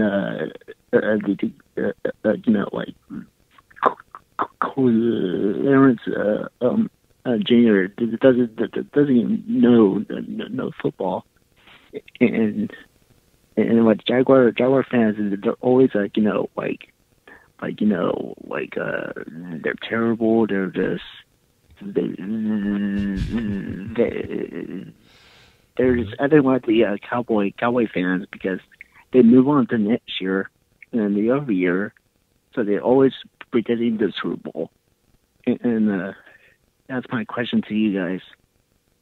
Already. But I appreciate you calling in, Chandler. I don't know who worse bad, if it's the Jags or the Cowboys. They both equally bad, but you ain't lying about them fucking. Like I say, it's because we've been dominating this division for so long, and motherfuckers like to kick people when they down, so that's why the Jags, the Titans fans, and the Colts can't really talk no shit though right now. They not in the position to talk. When they beat us last year, so they can talk a little bit of shit, but they really ain't. They took advantage of it whenever they had a little bit of leverage. But I agree, man. We in the division of full of shit talkers, man. But right now, who do y'all think is worse, Jags fans or Cowboys fans? The Titans fans. Man. They're the fucking worst right now, bro. Titans fans are the fucking worst. They come in your comment section. Yep. No, shout out to Titans because he's a real one. But like, have you ever gotten into it with a fucking Titans fan? You see, a Jags fan will back off. Like after a while, a Jags fan really ain't he gonna engage you up to a certain point. But once you start digging in his ass a little bit, pause for all you faggot motherfuckers on here, that want to think about booty hole. You know what I'm saying? But it's just like Titans fans write you for weeks. So we got another call coming in. What's the motherfucking deal? Who we got calling on the sauce line this evening? What's up? Can y'all hear me? Yeah, absolutely. Hey, this is Devontae, and I got to say, Wink, I agree with you, man. It is definitely the Titans fan. They always want to come and act like you didn't just put up 57 points on them and stuff like that. And I actually got them. Like, I will say I hate the Jags fans because they be talking that mess too, but that's definitely the Titans. So, I got a little question though. I feel like that before Deshaun Watson, Case Keenum is probably our best quarterback. Considering that whenever we play teams like the Patriots and stuff like that, whenever we had Case Keenum at QB, they only get us about 3 points, and anybody else, we get blown out. Also, I think there's another good team that we played that only beat us by like 3 points with Case Keenum. So, how do y'all feel about that? Do y'all think maybe Case Keenum was potentially a franchise guy, or was he just average at best and another bust? Okay. That's a bit, man. I appreciate you calling in, Devontae. I'll hang up on you. We're gonna address that, man. I appreciate the call. I'm glad you called back in. I know it's been a little bit. I know you've been trying to get in on the line, but appreciate you calling in, Devontae. Man, my thoughts on Case personally. I think he was good for the moment. It was one of them situations where Kubiak really ain't want to run with him. You know what I'm saying? When we first got him, he was really this dead on trying to stick with Schaub, and it just got to the point where shit again. They almost died on the field. It was a life-threatening decision. Hold on, we gonna finish addressing. We got one more call coming in. Then we gonna address that. Hold that thought for the rest of the round. Say, what's the motherfucking deal, man? What kind of sauce y'all want to splash on the line tonight? Hey yo, it's Dylan Terrell, and I was just wondering about the kicker dude that got signed, like Nick Rose, and do you think that he could possibly take Fairbairn's place if he does like really good? Okay. That's a bet. I'm gonna write it down, man. We're gonna address that. I'm gonna hang up on you, and we're gonna get on that. I appreciate you calling in. Yeah, no problem. Spilling some sauce. Okay. Already. Man, y'all got the sauce line jumping tonight. Look, I think Clarence started something, and he got the momentum going on the sauce line. So I fucks with it. And I'm gonna make sure everybody gets their sauce. I'm gonna probably put all y'all's sauce and y'all sauce accounts at the end of the week. So I'm gonna go back and make sure I get all the calls. Everybody who called in, I'll make sure. Remember, calls get you 100K, text get you 50K if they're meaningful. Man, we got a bunch of activity going on, so we definitely going to address some of these. Devontae was talking about Case Keenum, and I want to get y'all started on the round table about Case Keenum, and then we'll talk about the kicker. I think you can. I think we heard him ask if Case Keenum is going to go down as a bust. I don't think Case Keenum can ever go down as a bust. South Light on fire. We might have to pause it after this, but let's take this call real quick, and then we're going to address it. What's the motherfucking deal? We got called in on the South line this evening. Hey, man, this Kenneth, man. Thank you for letting me call in the sauce line today. I appreciate you calling in, Kenneth. Man, that's what it's for, man. What kind of sauce you want to splash on the line tonight? Nah, man, I just really wanted to ask y'all, why is it that the media puts dudes on blast whenever they do speak their mind? Like when Jalen Ramsey did with the quarterbacks when he called them trash, That's his personal opinion. That's what he believes in, right? And I want to see why is it that whenever they want athletes to be honest, but when athletes are honest, they want to start bitching and complaining about what they say. Like, what do y'all want? You want them to tell y'all the truth? Like, you want athletes to lie, man. I just don't understand that by the media, but maybe y'all can kind of explain that to me. But that's really it, man. Thank you. I appreciate you calling in, Kenneth. I got you. We'll address these other couple of points, and we'll definitely get on that, man. Skip. We know. do the voice. We don't have to be PC now. We don't have to be PC Oh, I see them links of Phoenix. I'm gonna get to them because I saw you just sent it to me. I'm gonna get to those. You honestly, man, we know why. We know exactly why this shit is happening, bro. They don't like alpha black males to speak their mind. That shit makes people uncomfortable. It's clear it makes dudes uncomfortable. You know what I'm saying? Because look, they still talking about this shit, and this shit happened a few days ago. People can't let it go. I seen a lot of people take up for Jalen Ramsey. I seen a lot of people. Eric Mangini was perturbed when this subject came up this morning. It's just shut up and play. Fuck that. If I feel some kind of way, and then Chris Carter had the nerve to say how many players are good to do that. Nigga, how about motherfucking Richard Sherman? How about Akeem Talib? How about fucking Darrell Revis? How about, bro, there's so many people. You know, he tried to put Nick Young on, Nick, you know the dude with the crooked ass nose.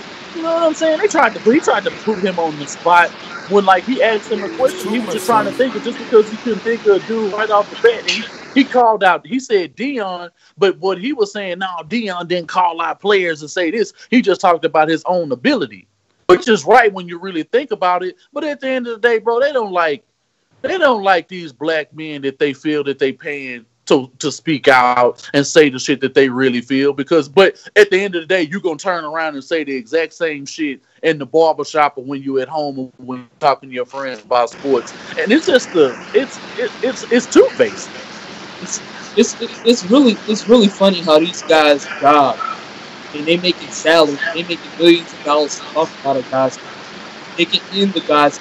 They can come bad about these guys. But as soon as the players telling people, they get all butthurt about it. These guys that's I ain't gonna talk about the athletes, but the other people. These guys have been fanboys their whole life. They never played football. They never got on. They never been in any organization. So I mean, they just some fuckboys. They stupid. They just I don't know about everybody. You need to crank his volume up.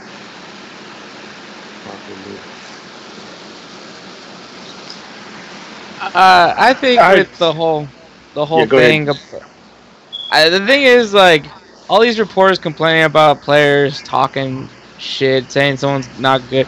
First of all, who from an opposing team is ever gonna say, yeah, he's pretty good? No, and especially a corner. Like, the corner's gonna always say the wide receiver's trash. Like, who's never, like, whoever, like, if Muhammad Ali would have been respectful to his opponent, he wouldn't be Muhammad Ali. So for that, I just think it's stupid. And the other thing, reporters are stupid because they're complaining about athletes talking out when the thing is, that's your story.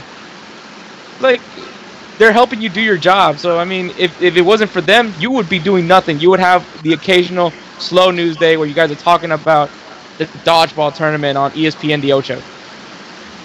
You know, I think the same motherfuckers who are mad that people are saying shit are the same motherfuckers who complain about, all they do is give the same old answers. All they do is give the same PC answer. When a motherfucker step out of line, well, I don't even call it out of line, but when a motherfucker give you his honest opinion about shit, then you got something to say about that. Like, you can't have it both ways. It's like y'all want to say something different but kiss somebody's ass. Like, I'm not with that shit, man. My thing is, like, another thing, the problem I have with a lot of these journalists, I have with, like, even some of the ones here locally in the city. Hold on a second. I see some other calls coming in. We'll take this call. Call right back in just a second, because I want to make this point, and I want to address a couple of other calls that came in, because we got a couple of points I want to make sure we touch on. But, like, you have journalists, you have these reporters, just because they went to college, a lot of them don't have no real experience sports-wise, but they just feel, I went to college, so I'm smarter than you about a kid's game when it all comes down to it. Like, when a motherfucker in high school got more knowledge about what's going down on the fucking field than a lot of these motherfuckers who ain't never stepped foot on there. They just have opinions and speculations, and they're feeding off of what other people are thinking. And that's what kills me, is because, again, you got some people at the Chronicle, ain't never done a damn thing, but went to college and just feel like they're smarter about something because they watch just like everybody else watches. And I'm not talking about pancakes only. There's some other ones there too. But they just, they kill me, man. He didn't say it in the locker room, which is what's ruffling up all these feathers that they upset about.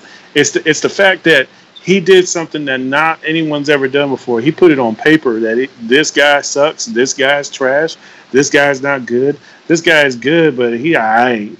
You know, shit like that. I mean, he went out there and put it in a publication that's not NFL affiliated, in an interview separate away from it all, and they getting all upset because it's unprecedented. But at the end of the day, as a competitor myself, of a opposing team, that's somebody that, you know, I don't necessarily care a whole lot about, Jalen Ramsey, he don't pass through my mind unless I see something and read about him.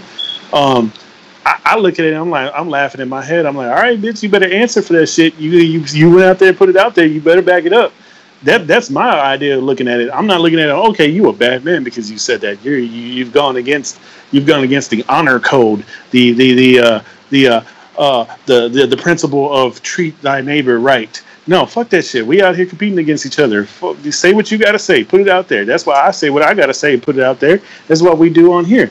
We say what we want to say and we put it out there. Now, if we're wrong, we're wrong. We just got to deal with it. It's the same thing that he's going to have to deal with. When he's wrong, when one of those quarterbacks beat the Jags, and I guarantee Andrew Luck will beat the Jags, he's going to have to answer for it. They're going to be like, well, what do you think about Andrew Luck now? Because that's the question he's going to get every fucking game that he loses against a quarterback like that. It's going to be his fault, not the team's fault. But man, Tenny, you made a real good point, because I think, with that on that shit right there is they're mad. It's a lot of jealousy in this day and age, because it's like we live in this day and age of who's going to be the first to break this new story, who's going to be the first one to get this and get that. The fact that he slid over to GQ, not like you said, not an NFL publication, and he gave them some heat, you know what I'm saying, basically, and put this man's name out there, when any of these people who work specifically in sports and probably interacted with all these other times would have loved to have that story, and they didn't get that opportunity. So a lot of it is some low-key hating that they doing, and I didn't really think about it like that until you kind of mentioned it, and I feel like a lot of that has to do with what's going on. And I think that's some bullshit. But go ahead, Winky was making a point. We not even saying this is the biggest issue of what we're not talking about right now when it comes to this whole Jalen Ramsey situation. This man is a fucking prophet. Do you realize that he's speaking into the hearts and minds of fans and players everywhere on this planet who do not want to come out and deal with the questions, but he about that life. He ain't afraid. Fuck the media. I don't give a fuck, bitch. Y'all got a job because I'm on the field.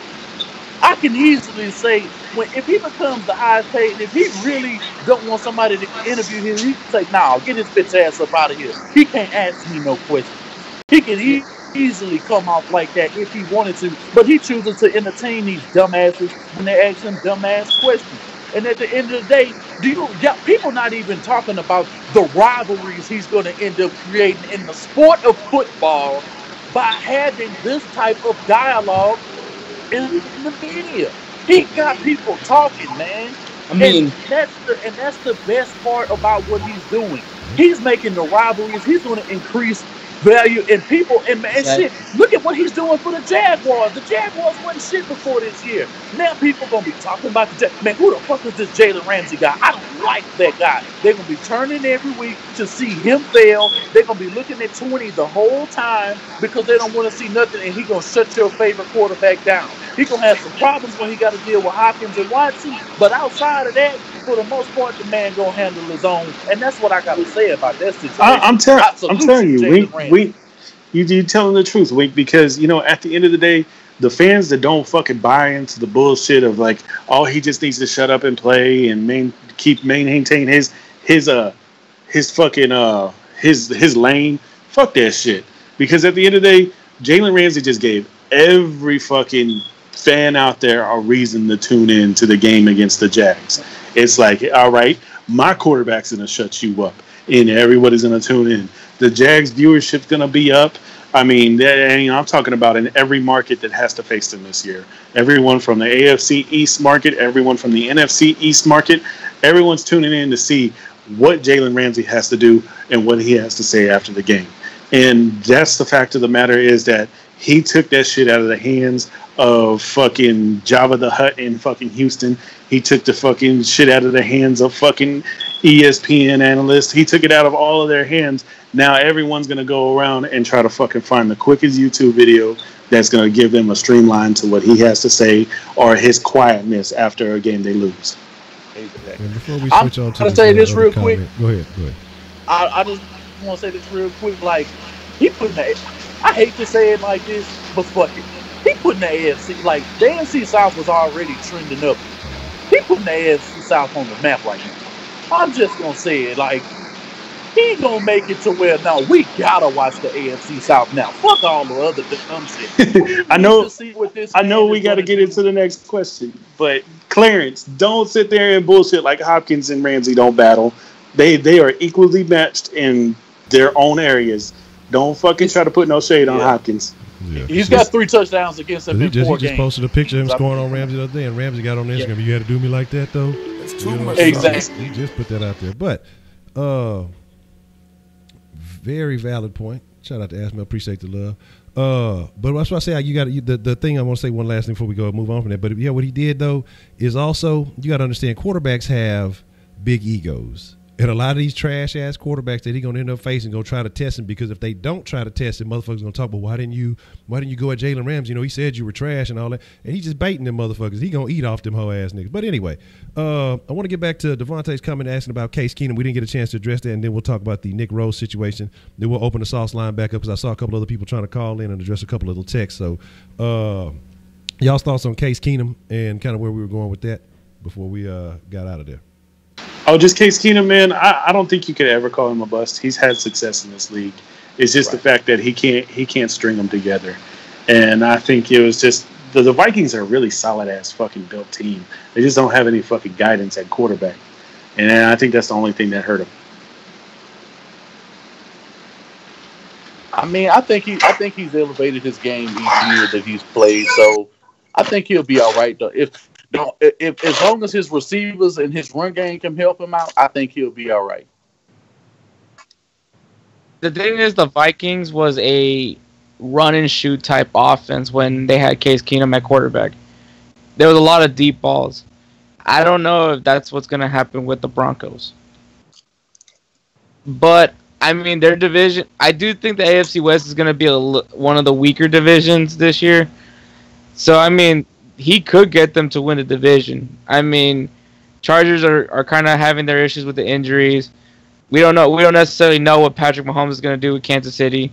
The Raiders, I mean, it's still up in the air exactly how they're going to look with John Gruden. So, I mean, it could honestly be Denver that wins their division this year. The thing is with me is that Case Keenum is a short-term answer to a long-term problem for Denver. And I'm just going to continue seeing him like that. You got any other thoughts on case-wise before we move on to the kicker situation? He can't get it done in the postseason. He got lucky against the Saints. It's a live and I definitely want to put out that info that the cap information and shit like that Phoenix sent it to me. So you know, after we touch bases on a couple things, I guess after the sauce calls, I can relay that info. Okay, cool. I want to get to the Dylan Terrell call. He called and he asked about Nick Rose, you know, replacing Fairbairn. I have no fucking idea. I'm going to be honest with you. You did, yeah. Missed 2 kicks today? Oh, it was 2 kicks off the scrimmage. So those are actual, like, not really, like, full-on 100% speed, but you still missed two field goals, and they weren't that far. I did hear he shanked one right, like on his first one or something like that. He shanked it right and then wasn't looking too high. My thing with Fairbairn, man, because I went back and was kind of looking at Fairbairn is not bad, but he's not just great. You know, he's not, you know, again, he's serviceable. You know what I'm saying? Again, like I said, it's not. I think they just kind of doing it to bring in a little competition, a good reason to get rid of Stephen Morris or whatever. You know what I'm saying? But I think it's yet to be seen. Now, if old buddy's injured and he's going to be out for again because he was on IR his first season, he was a Texan. Fairbairn, if he's showing like, you know, an injury-prone situation, then, you know, they might be trying to get something in to replace him. But I don't know. I guess, like I said, I haven't paid enough attention to it, so I can't really give you an honest analysis on that whole situation. But I do remember hearing that he did shank a kick, like his first kick into practice today. Well, you got to remember when Fairbairn was actually in a competition with another kicker, he was actually looking really good. So I think they're just hoping that maybe that same fuel is going to come in I'm not completely done with Fairbairn. I think he still can be a good kicker for this team. I just think he just needs to be calm and just make sure he gets his kicks right. And I think he'll play as long as he gets. Go ahead. Go ahead. As long as he makes like 80% of his kicks, I'm okay. Yeah, and he Gucci with that. He giving it because he was like actually like 90%. He's like 92, I think, like 92%. Something. He's up there because, like I said, I was looking at it when I was for the Know Your Text. I still got to drop those, but he was like at like 90 something for overall. It just seemed like he was worse. I forgot when he missed one. It was like a crucial one, and so people just kind of remember him as being a little bit more ass than he was. But he's not so bad. But he has to be the place kicker. He has to be the place kicker because he got that strong ass leg and he's constantly booting the ball out of the, and getting touchbacks. So we definitely need that for field position just in case the special teams unit end up shitting the bed again. And honestly, I think he'll play better as soon as Deshaun Watson's inserted in the lineup. I got a text on the sauce line from Joshua. Very good, interesting points. Actually had a couple of questions. One, Dez over there signing helmets. Hold on, we got a call coming in. We'll take the call and then I'll address the rest of those. What the hell is Sauce Sports? What's the motherfucking deal? Who we got calling in on the sauce line this evening? And what kind of sauce you want to splash on the line tonight? Yo, what's up? It's Dark. What are your thoughts on the Browns this year? As Baker Mayfield, the rookie that just got drafted. How far is he gonna go? What record do y'all think on the Browns gonna go? Don't forget they got Jarvis Landry. Yeah. Okay. And stuff. I just want to know y'all thoughts on how far are the Browns gonna go. Okay. Cool. I appreciate the call. Appreciate you calling in. Spin the Browns are gonna go straight to the bench. No, but honestly, the Browns, I think they make a little bit of noise this year. Not saying that they're gonna make it to the playoffs. I think they should see. Again, we talked about the Hugh Jackson situation. We talked about but now his fucking name slipping my mind. The coordinator behind him, and that might be the plot and the scheme. If you can't get it going, that he might end up getting bumped up. But I could see the Browns going 500 this year. I don't think I want to take too much more of a risk than that until I really see some shit on the field. And that's with Taylor. I think it's going to be a second before we see Mayfield on the field for real. But he's definitely going to be pushed back. I'm hearing some good stuff about him. But again, like I said, I think you got to go with the veteran until the veteran falls off before you just insert the rookie, because you just broke bread with that man. Situation. He's been tossed into another shit ass situation. I know a lot of people like him. I know a lot of people think that he's pretty good and stuff, but at the end of the day, it's Hugh Jackson, man. I mean, if the Browns are lucky, they go 7-9, they go 6-10, so that way they can get him out of there because they have a halfway decent roster. All they got to do is be played right. I think at their height, I'm talking about Flash Gordon goes off, and Njoku going off, they running backs going off. Everything's clicking. The highest they could probably go is 9-7.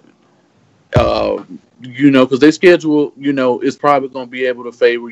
Say if you have Myles Garrett and you have guys, on the field and producing, as long as their secondary is not giving up big plays and they're not keeping the offense on the field, as long as they can play complementary football, they could very well be 9-7 at the very best. That's still a tall order, but I'm going to say that their talent could allow them to do that if everything goes right. I'm going to say worst case scenario, they go 3-13. Best case scenario, they go 7-9. But I will say Tyrod Taylor, just because of the injuries, I could see Baker Mayfield starting at some point this season.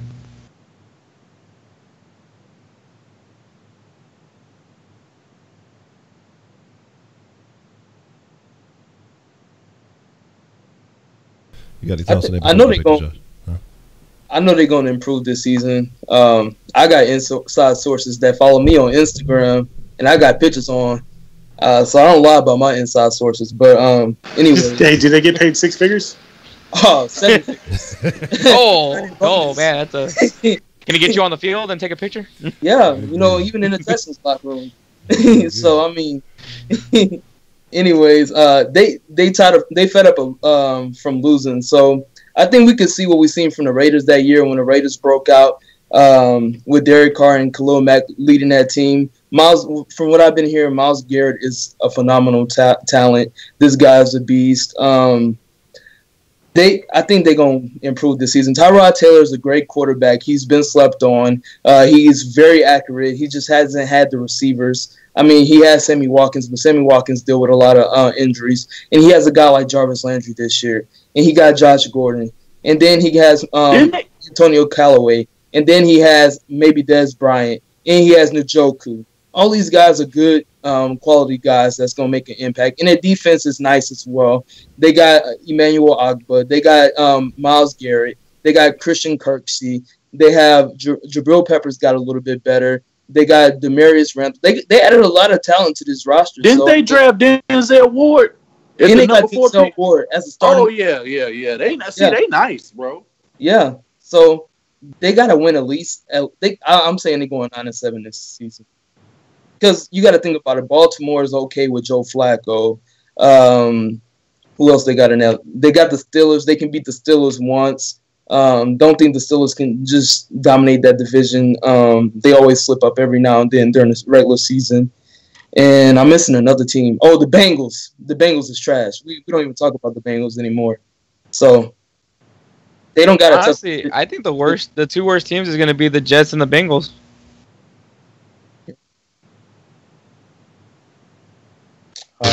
AJ Green, come on, look, Ramsey definitely got with the red BB gun.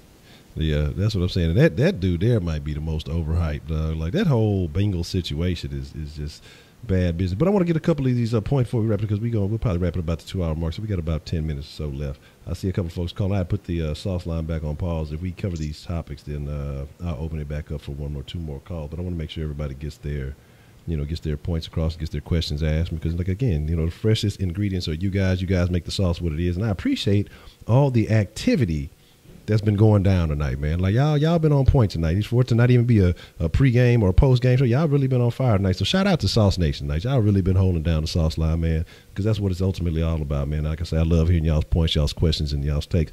It says, this Boss Bam G.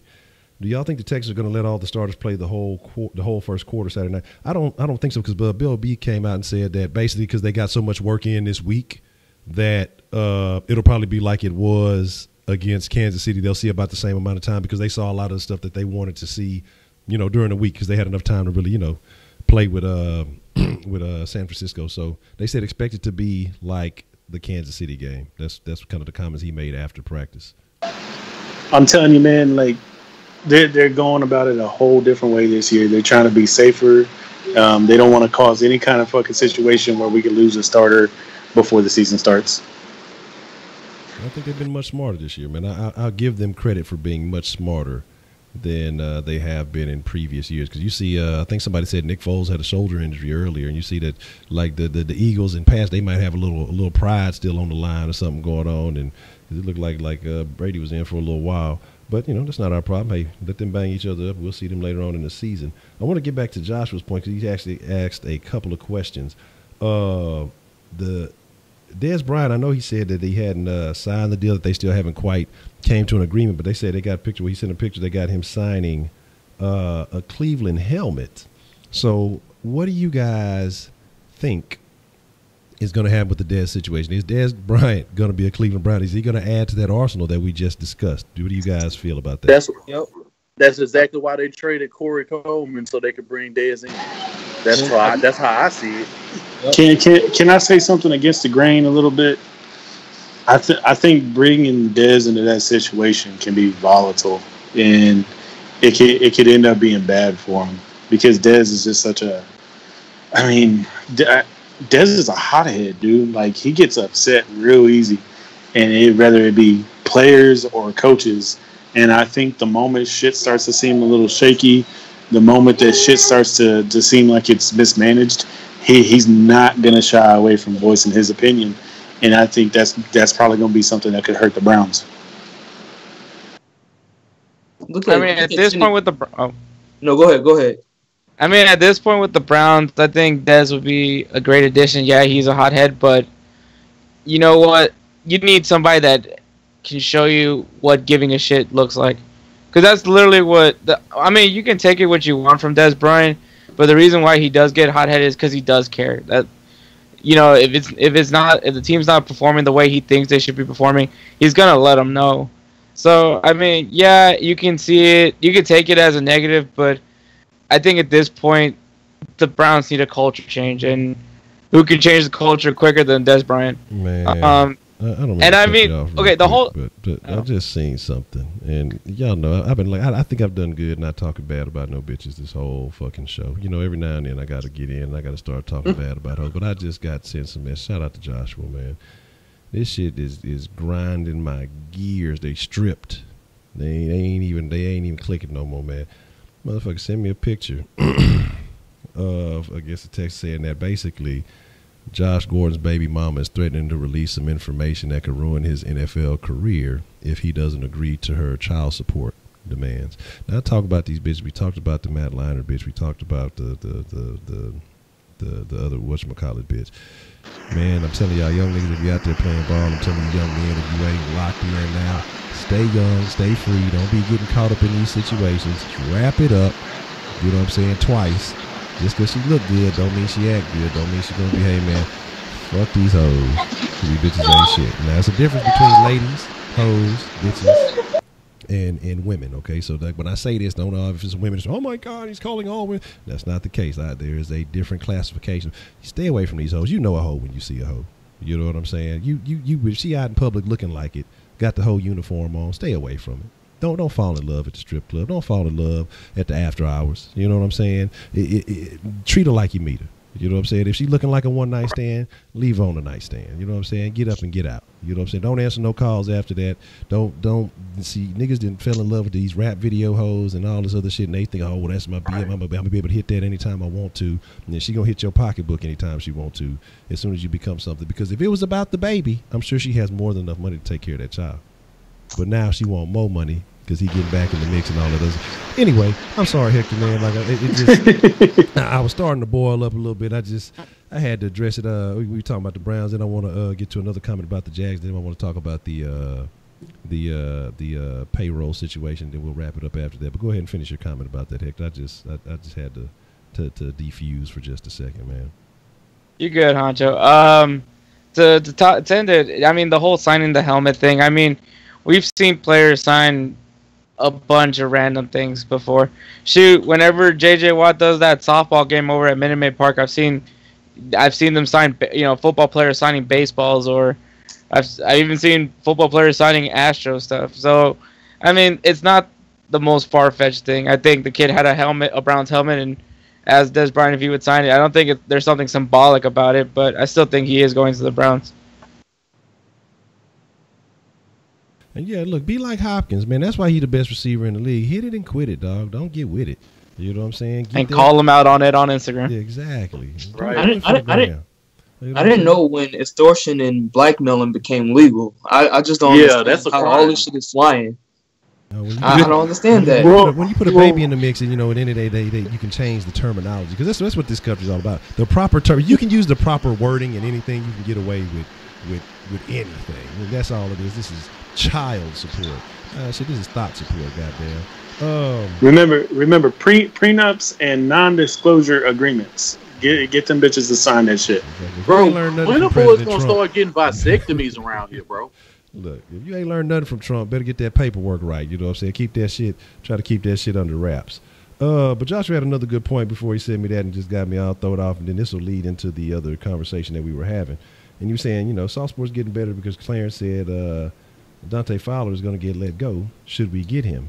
Any players the Jaguars let go would the round table be interested in? So, he named a couple of guys that may or may not remain in a glitter kitty uniform.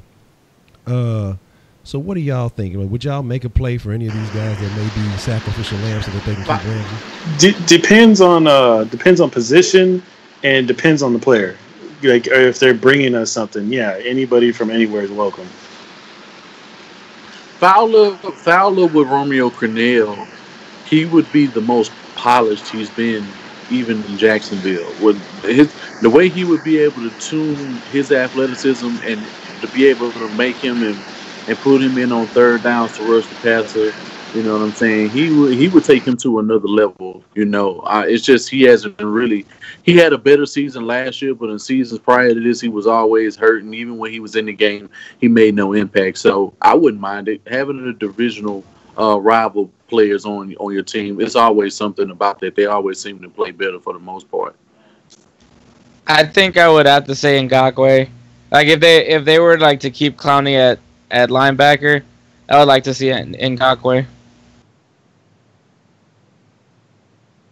Ngakoue, hands down, if we had to make a choice.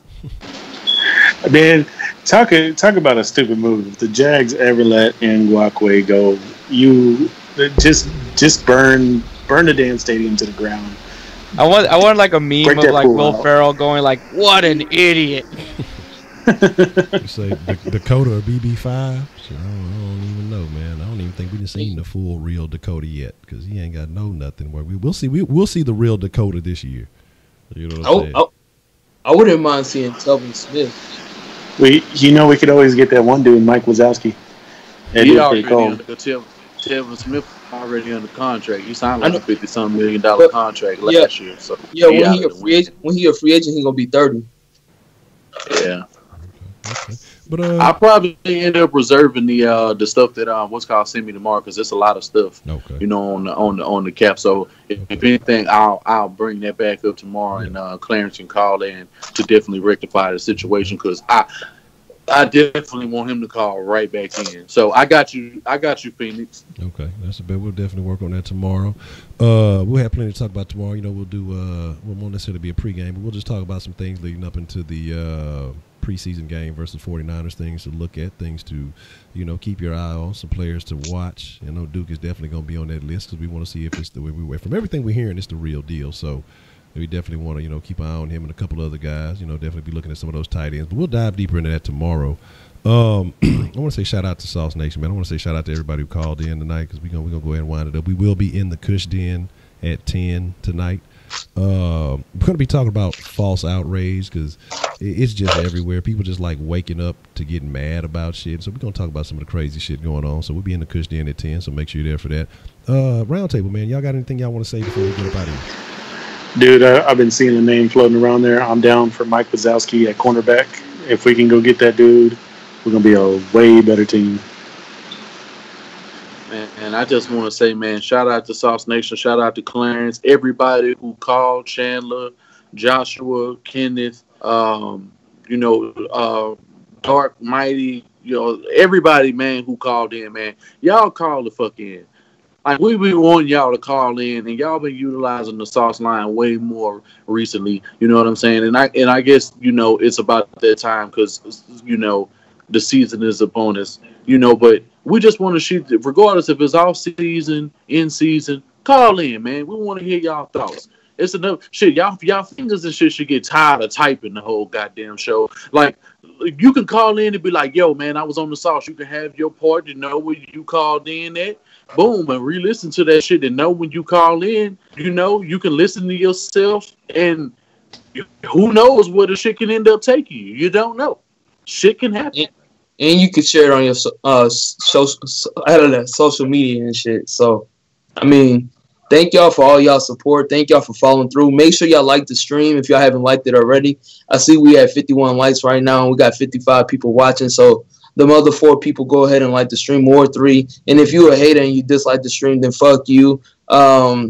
Thank you to everybody who called in today because that's pivotal. You're giving us some more conversation. We love talking to you guys. We love discussing the Texans. We love discussing all Houston sports. And thank y'all for y'all support. Make sure y'all follow all these guys on their channels and on Twitter and social media. So I just want to thank everybody and shout everybody out. Yeah, just shout out to everybody. Like I said, man, time is valuable.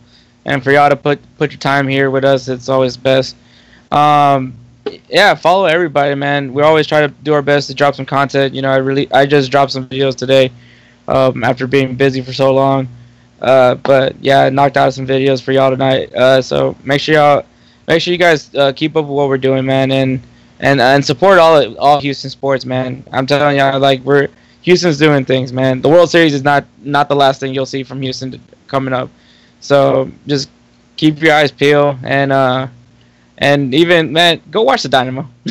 go watch the Dynamo. Honestly, I was trying to find some time earlier. I was gonna try to squeeze something in, but we ran a little long today. But we gonna make sure we get them some love for the Dynamo, the Stros, and everybody else too, man. I just want to say shout out to the roundtable. I want to say shout out to everybody who came through, man. Make sure y'all check out the Soft Sports Podcast. Didn't drop today, man. I was just, man, super busy. I was trying to squeeze it in before the stream, just didn't have time.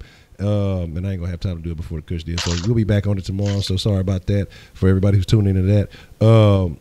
Man, again, links in the description below, so no excuses not to go follow any of these guys. You got Tenny up in the upper left hand. You got Third Coast Sports. Welcome to Third Coast Sports TV. Is it TV2 on the right hand? That's I just changed it to Third Coast Sports TV. Third Coast Sports TV. Okay, bam. So Third Coast Sports TV on your upper right. You got the Wise Citizens in your lower right, and you got Hector Flores, a.k.a. World Series, the Magic Wonder.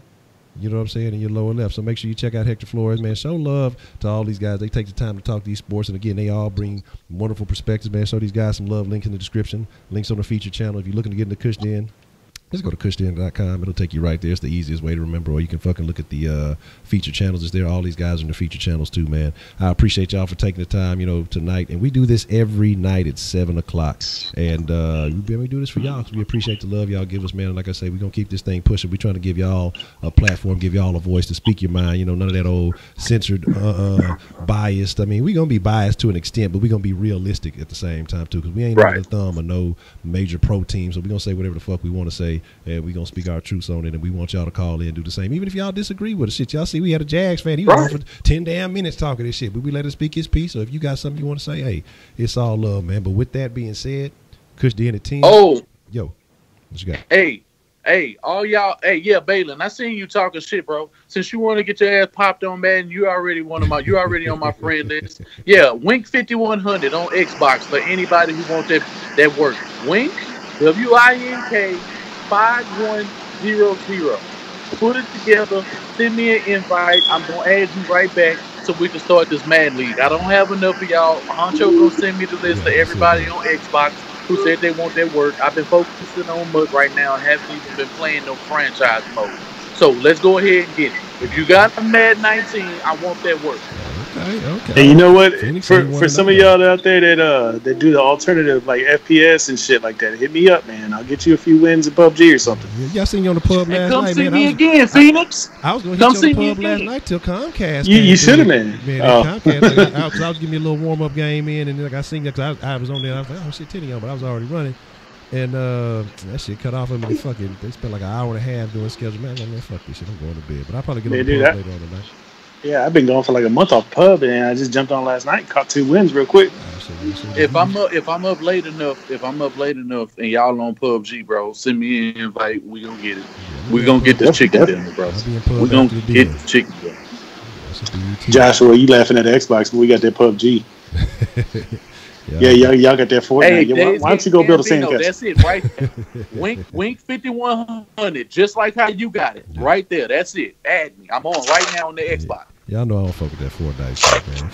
Fortnite better because you're playing against 10-year-olds. Y'all bunch of child molesters. That's what y'all are. Eat my motherfucking dinner. That's sound like some goddamn food utensils, fork, knife, and all that shit. Fuck that shit. But with that being said, man, we appreciate each and every one of y'all. We gonna talk shit with y'all. We fuck with y'all because y'all fuck with us, man. Hey, y'all are the freshest motherfucking ingredients in the motherfucking world. Y'all are what makes the sauce. We appreciate y'all. Y'all be cool like y'all be cool. Chuck it up, deuce. I'll see most of y'all in the den, and whoever ain't in the den, I'll catch y'all mañana. We appreciate it. Roundtable, I appreciate y'all. Another good one, and we out.